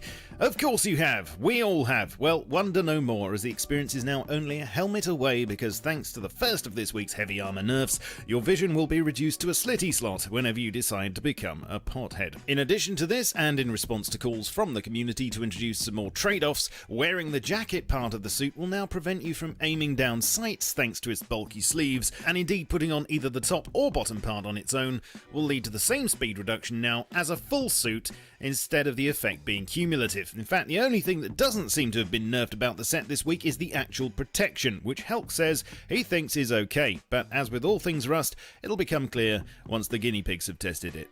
And that's us. If it does need any further nerfing, then the next step could be to stop you being able to swim with it on, meaning Ned Kelly will never make it as a Navy SEAL, but we shall see. There were a couple of minor fixes to AI this week to stop animals getting stuck on nodes and to adjust the walking animation speed of bears to match their actual speed. It seems that the issue of attack choppers randomly shooting rockets instead of napalm has also been resolved, and we now have better movement violation detection, which should produce less false positives whilst more effectively catching the true culprits. Incidentally, boosting should no longer cause you to be kicked. There were a few exploits involving being able to place items such as sleeping bags and auto turrets inside the new large furnace model and the large water catcher too. Sadly, these have now been patched, so sorry to any of you who were enjoying those, and as well as ongoing work to improve view models, there were a few tweaks to crouching and jumping poses this week, and the animation frame rate on distant players was brought up to speed, so they should now no longer look like bad stop motion from the 60s. Which obviously helps oil the gears of long-distance relationships involving bullets of friendship. The Rusty World just got that little bit better to look at this week, as some changes to light and shade mean that our shadows should now have both more depth and smoother definition. Also, water caustics, those reflections that dance on surfaces beneath the water, are now properly shadowed in both sun and moonlight. Here's one more image from the new launch site dungeon, this time the rocket crane, and it's not just going to be a prop, you'll be able to clamber up it and reach the juicy loot at the top with your immense parkour skills. Next on the list is the rocket itself, and finishing up on the texturing of the whole thing, and hopefully next month we shall have liftoff. In sound, after a bit of feedback on player footsteps, those have now been tweaked, with barefoot effects in particular having been improved. Also, volumes were evened out to make make the quiets louder and the louds a little bit quieter. There are 13 new skins on the workshop now. I'll put a link to the store page in the description for you, and as per last week, they range in price between $1 and $2 a pop. Animations for the water jug view model are done now and ready for when it's in game. Exciting! And finally, the road sign armor is getting a rework to make it feel more constructed and less like a collection of dangly metal flaps. I know what you're thinking, but fear not, we are reassured that all current skins will transfer over onto it without a fuss. There'll probably just be a few extra straps, buckles and rivets here and there, but who doesn't love more of those, eh? Thanks for watching. If you like the vid, then you'll know what to do with all the buttons and knobs on my channel page. Come and join me on Twitch, Twitter, Facebook and Steam, and I shall catch you all very soon. But in the meantime, keep calm and stay rusty. Cheerio. Of course, you can check out Shadowfrax with all the links on his channel over there. And of course, we do want to mention, I think we skipped over this last week due to time, Brian, for the forest, because I think it was in our notes. But we did have. There's one thing that there was one important thing I wanted to mention with the forest. Yes, and you're probably thinking the exact same. Go ahead then. Dedicated server support. We complained about this. Is that what you're looking at? Yes. Yes. So they actually, and I think it's for Windows only. But this would allow us to, at least on somebody with a decent internet connection, to leave a server up and running for people to be able to log in after the fact. So they are working towards a dedicated server. So in this, you can set up a dedicated server and give it a try. So this is the forest. Definitely something that this game needed. And I think that this might be something that kind of gets people playing the multiplayer version of the forest a little bit more. I agree. And they're starting to add in more of the quests and just everything. So that's why I kept coming back to it, because I remember there was something in there that was like, oh, we definitely need to talk about this. So, yeah, dedicated server support. But I think it is a Windows only because of the engine that they're running on. It is a Windows only platform. So if you're running a Linux server or something like that, it will not run. So. Yeah, it's the first step in the right direction. I played the first a couple times with you. Really enjoyed it, but the thing is, you can never continue those games. No, very, very unfortunate with that. Plus the resources. It takes a lot of resources. I think going to the dedicated route, they can squeeze a few more players in there if they want to. So I'm hoping they're testing that, having more than 8 players. Yeah, should have been a game at any one time. Should have been a day one feature, but we'll forgive them for that, and we'll give them a chance. Yeah. So check that out. There's a link on their website, survivetheforest.com. And this is 0.58, 0.59. They had 0.58 was the big patch. 0.59 was kind of a fix. Yeah. So, so it's, definitely check it out. We'll have a link in the show notes to that. All right. Do we have a game giveaway? Yes, actually. I don't have it pulled up right now. Let me, do you want to go on to something else and then I'll post it in chat here? I guess I'll do current players then. Yep. So current players is the segment of the show that we go through and cover some games. We have a kind of a shorter list this week as we're running a little late on time, but we do have some games. H1Z1, this is Just Survive and King of the Kill combined. 33,908. Currently playing that. The 24-hour peak, 127,662. And the 70 peak, 143,449. Most of these players coming from King of the Kill. Only playing Just Survive right now, 1,768. The 24-hour peak, 4,117. And the 70 peak, 5,321. Not the hottest numbers for Just Survive. But King of the Kill, on the other hand, whole bunch of people playing this stuff. Currently playing at 32,140. The 24-hour peak, 123,545. And the 70 peak, 138,128. Ark Survival Evolved, currently playing at 30,883. The 24-hour peak for this, 47,848. And the 7-day peak, 64,092. Conan Exiles. I wasn't joking when I said people aren't playing this. Currently playing at 2,494. The 24-hour peak for this, 4,179. And the 7-day peak, 5,459. Player Unknown's Battlegrounds. Whole bunch of people playing this game still. Currently playing at 67,702. The 24-hour peak, 108,464. And the 7-day peak, which is also its all-time peak, reached 2 days ago 140,260. And that's current players, a whole bunch of good stuff. Conan's numbers, man, have, for all intents and purposes, dropped off the face of the earth. They just need to get more of the end game. I think the problem is there's no end game currently, no real end game. Yeah. I mean, that's one thing that if you look at Arc, they did beautifully is coming up with, when you hit max level, there's still challenges. Yes. This one, there's not really any challenges at the moment. I think that's going to be a lot of balance on their part and just adding content. You know, it may take a little bit of time. This is early, and hopefully they start adding content to give kind of that end game feel. So there you go. Do we want to? Okay, so I put up in there. It's a copy of Fez. You put exclamation point giveaway. This is a really fun. It's kind of a 2D side scroller game, but it is a very fun game. Kind of a mix of some 3D elements in it as well. So it's interesting because it actually rotates around, like it's 2D, but the world turns, so you can go on the other side of things. Kind of a unique way to play the game. It's a lot of fun. So exclamation point giveaway if you want to enter into that. Can we go? Do you want to go into those the geographic numbers for H1Z1 versus Battlegrounds? Are you gonna? Yeah, if you can do it, if you want to do it real quick. If not, we can just do it next. Well, you week. have it. Yeah, if you have that graphic. If we want to just go over that for a few minutes, sure. That I sent you. Hold back up. So this is, if you're wondering what this is, we talked about this last week.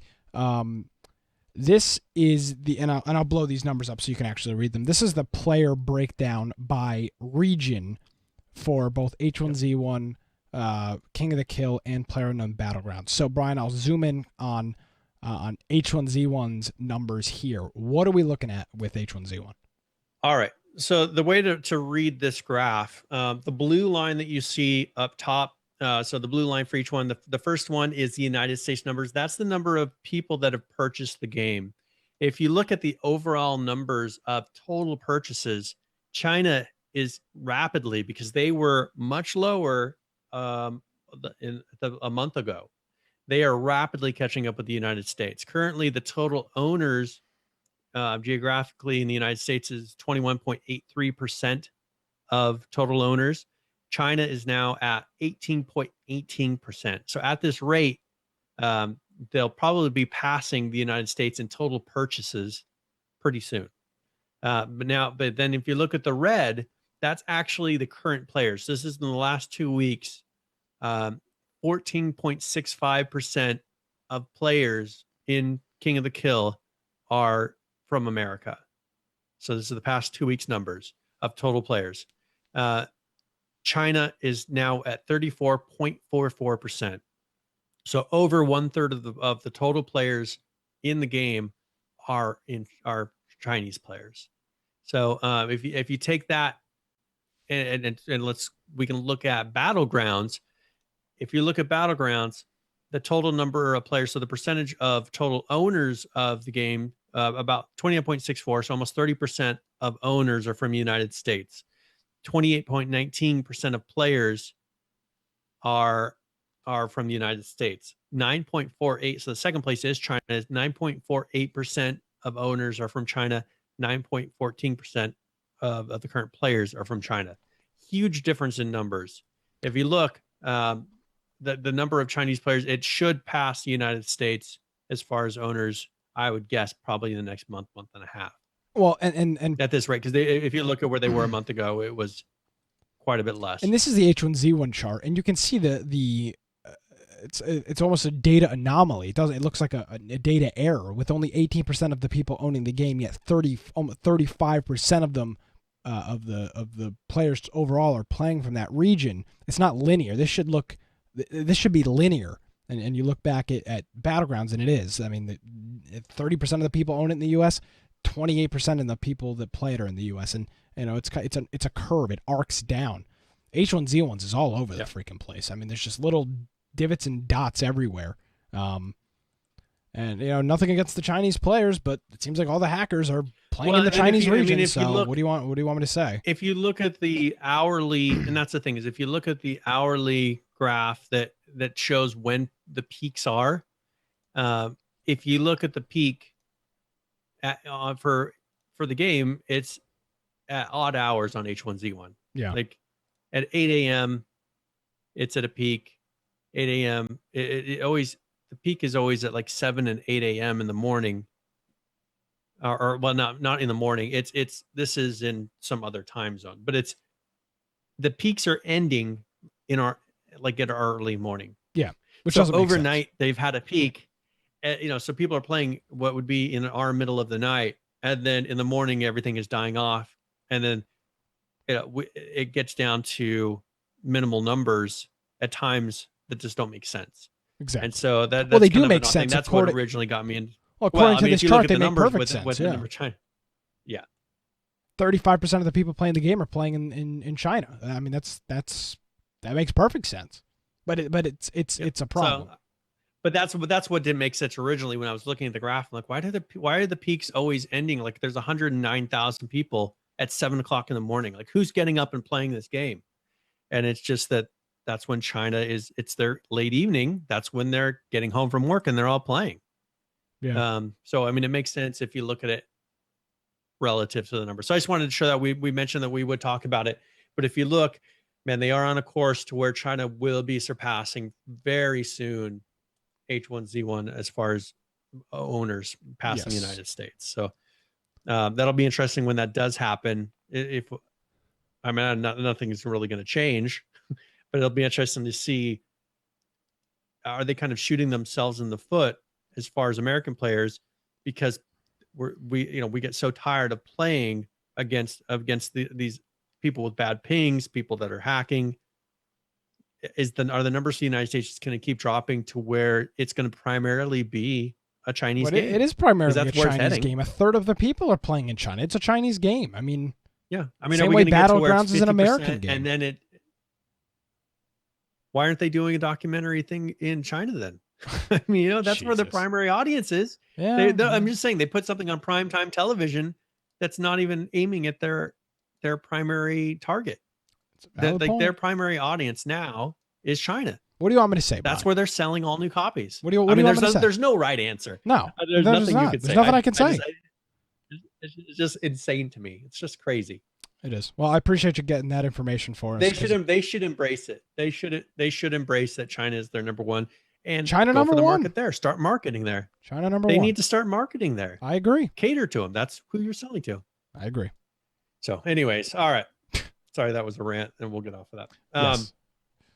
Okay, so let's go to, we'll do the tip of the week, and then we'll do the giveaway right after that. Yeah. So tip of the week's where we go through, and either it's a general gaming tip or it might be a specific gaming tip for a specific game. This week, that game is going to be Battlegrounds. So this is tip of the week.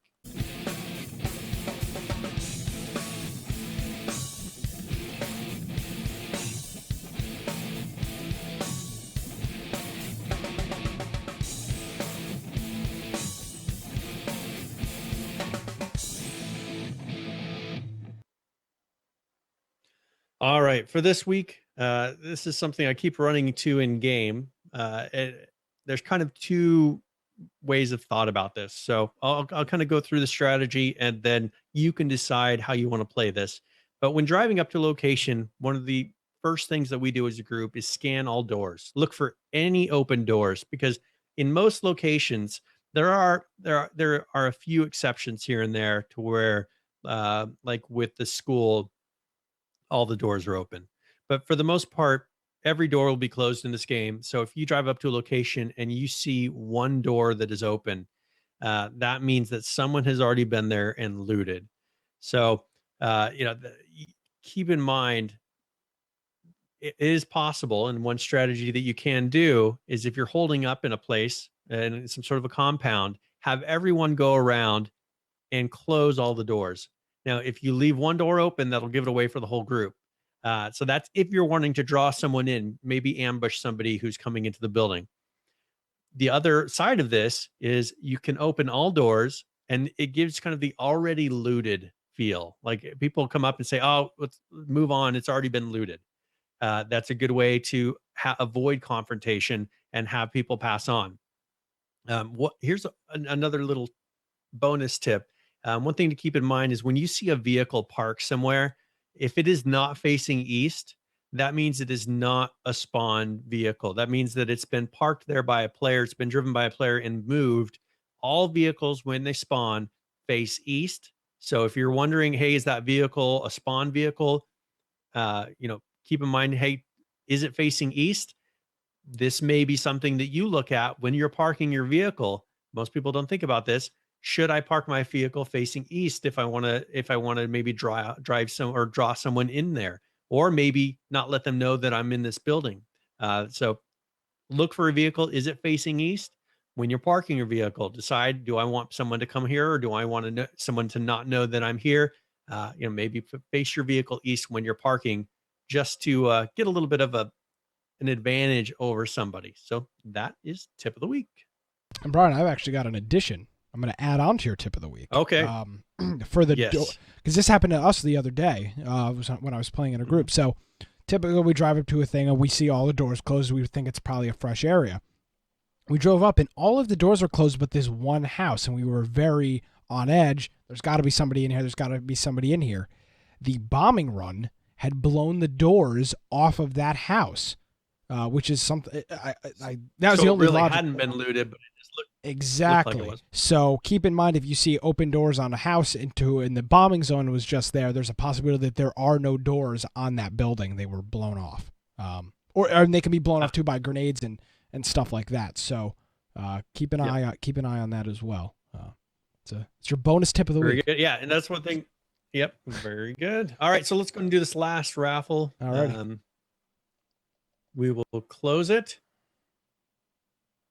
And congratulations, Jax Teller, 718. He's a follower of the show, so he's been here for the whole time. We have some that come in like, oh, the show, I forgot the show was going, and then they enter, and like 2 seconds later they win. Yeah. It's like, yeah, thanks for showing up. E-Man specifically he's been here all the time. I'll send. E-Man always does that. Yeah, he shows E-Man up right at loves the end of it. right at the end of the show, and then just hey, I He's won. like, is it the giveaway time yet? Yeah, I'll see you in 3 weeks. No, that's Deacon. Most people, the thing is, because chat names, that's actually Deacon. Uh-huh. So if E-Man, whenever you see him win in chat, that's actually Deacon in Discord. So, which is weird when people have different names. It makes you have to remember all these different things. So, all right. Is there anything else we need to cover? One thing that I'm just as a teaser, next week, I'm going to be talking about more. There's some cool things happening with Elite Dangerous, but I don't want to not give the proper time to it. But next week, we will be talking about some of the cool new things that have been revealed this week in Elite Dangerous. And also, I'll be looking for any more news. I will say this about Elite Dangerous. I'm finding it very cool that the developers have a lot of Easter eggs in the game and things that they don't just tell people that are there. Like, they've hidden things throughout the game, and they're slowly releasing things for the game over time. And letting the players discover them. So we'll be going over one of those new discoveries that have happened this week.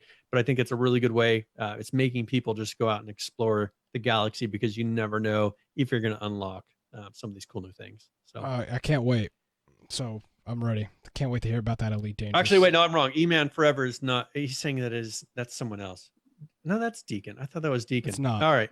Deacon has another name on here. I am confused. They're saying it. That's not. Deacon has some other name that's similar to that. I was going to say something, but I didn't want to make you look here. like an idiot, so I didn't. It's fine. Hey, I'll call myself. I am not like those guys at Friday the 13th. I'm willing to admit when I'm wrong. So, Brian, were you wrong? Yeah, I was wrong. E-Man is not Deacon. Deacon is in here watching, but he's Man Stan. See, yeah, that's what it is. Man, E-Man Forever, Man Stan. You're an idiot, is what you're trying to say. Yeah. Thanks. Hey, I didn't say anything, Hey, Brian. at least I admit it. Yeah, exactly. Where can people find you online, Brian? Yeah, if you want to find me, if you want to send any complaints, at Boise Computer on Twitter. And if you want to find my blog, biteoftech.com, you're more than welcome to join us in Discord. Please try to name yourself after something that we'll recognize. Oh, Jesus. We've never had this problem. This is a you problem, not a me problem. Don't chastise our community. I try to keep track of everybody. But yeah, if you're looking for how to connect with us, maybe you're listening to this in podcast form and you're wanting to catch us live, 7 p.m. Eastern every Tuesday night. If you're looking for, I have a countdown that goes on our website. So that's one way to do it, is if you go to our website, you'll see a timer there showing when the show is going to start. Also, one thing you can do is follow our Steam group. If you follow our Steam group, you will get notifications right before the show starts. We send out a notification that'll pop up for a few seconds, and that'll let you know when it's going on. If you're wanting to see some of the video things that we talk about after the fact, and you listen to some podcasts, you're more than welcome to go to our YouTube channel. On there, we have the full video, pretty much what you would be able to see live. We have that up on YouTube. And the one thing you do miss if you are listening to this recorded, we usually do have a little bit of pre-show and a little bit of after show. So if you've never caught us live, I encourage you to catch us on this 7 o'clock Eastern and come join us. And that you can interact in chat as well. So that's kind of a fun part of this. You can see how much harassment we get from the chat for any mistakes that we make. Yeah, that's why I don't ever make mistakes. Then, You know, not admit to them. Exactly. And if you don't admit, like the Friday the 13th people, you're always right. There's never a possibility to be wrong. Thank you very much, Brian. Of course, game of the week. We'll see you Friday for GTA 5. It's going to be a blast. If you have GTA 5, install it. We had an absolute blast last time. So make sure you tune in. Or actually, won't. We had a pretty good group us. last time, too. We had a great group. We played for like 4.5 hours. We played for a really long time. Check that out. Thank you very much, Brian. We'll see you next week. Of course, our Discord is the big one if you want to join that. Brian actually restyled the Discord link on our website. Fits our color scheme now. And by looking at it, there's it's not 66 users online on a Tuesday night, which is pretty high for just a Tuesday evening here on the East Coast. For some hole in the wall podcast. Yeah, exactly. For a bunch of schmucks doing a show about video games. What can I say? So that's about it. Join our Discord, join our Steam group. You get a notification when the show goes live, when the game of the week is live, all of that other fun stuff. And of course, if you're interested in news and politics, check out Against the Norm at atnshow.com. Ladies and gentlemen, that is going to do it for another episode of Infection. My name is Nick Craig. At Nicholas M. Craig is my Twitter. We'll see you next week.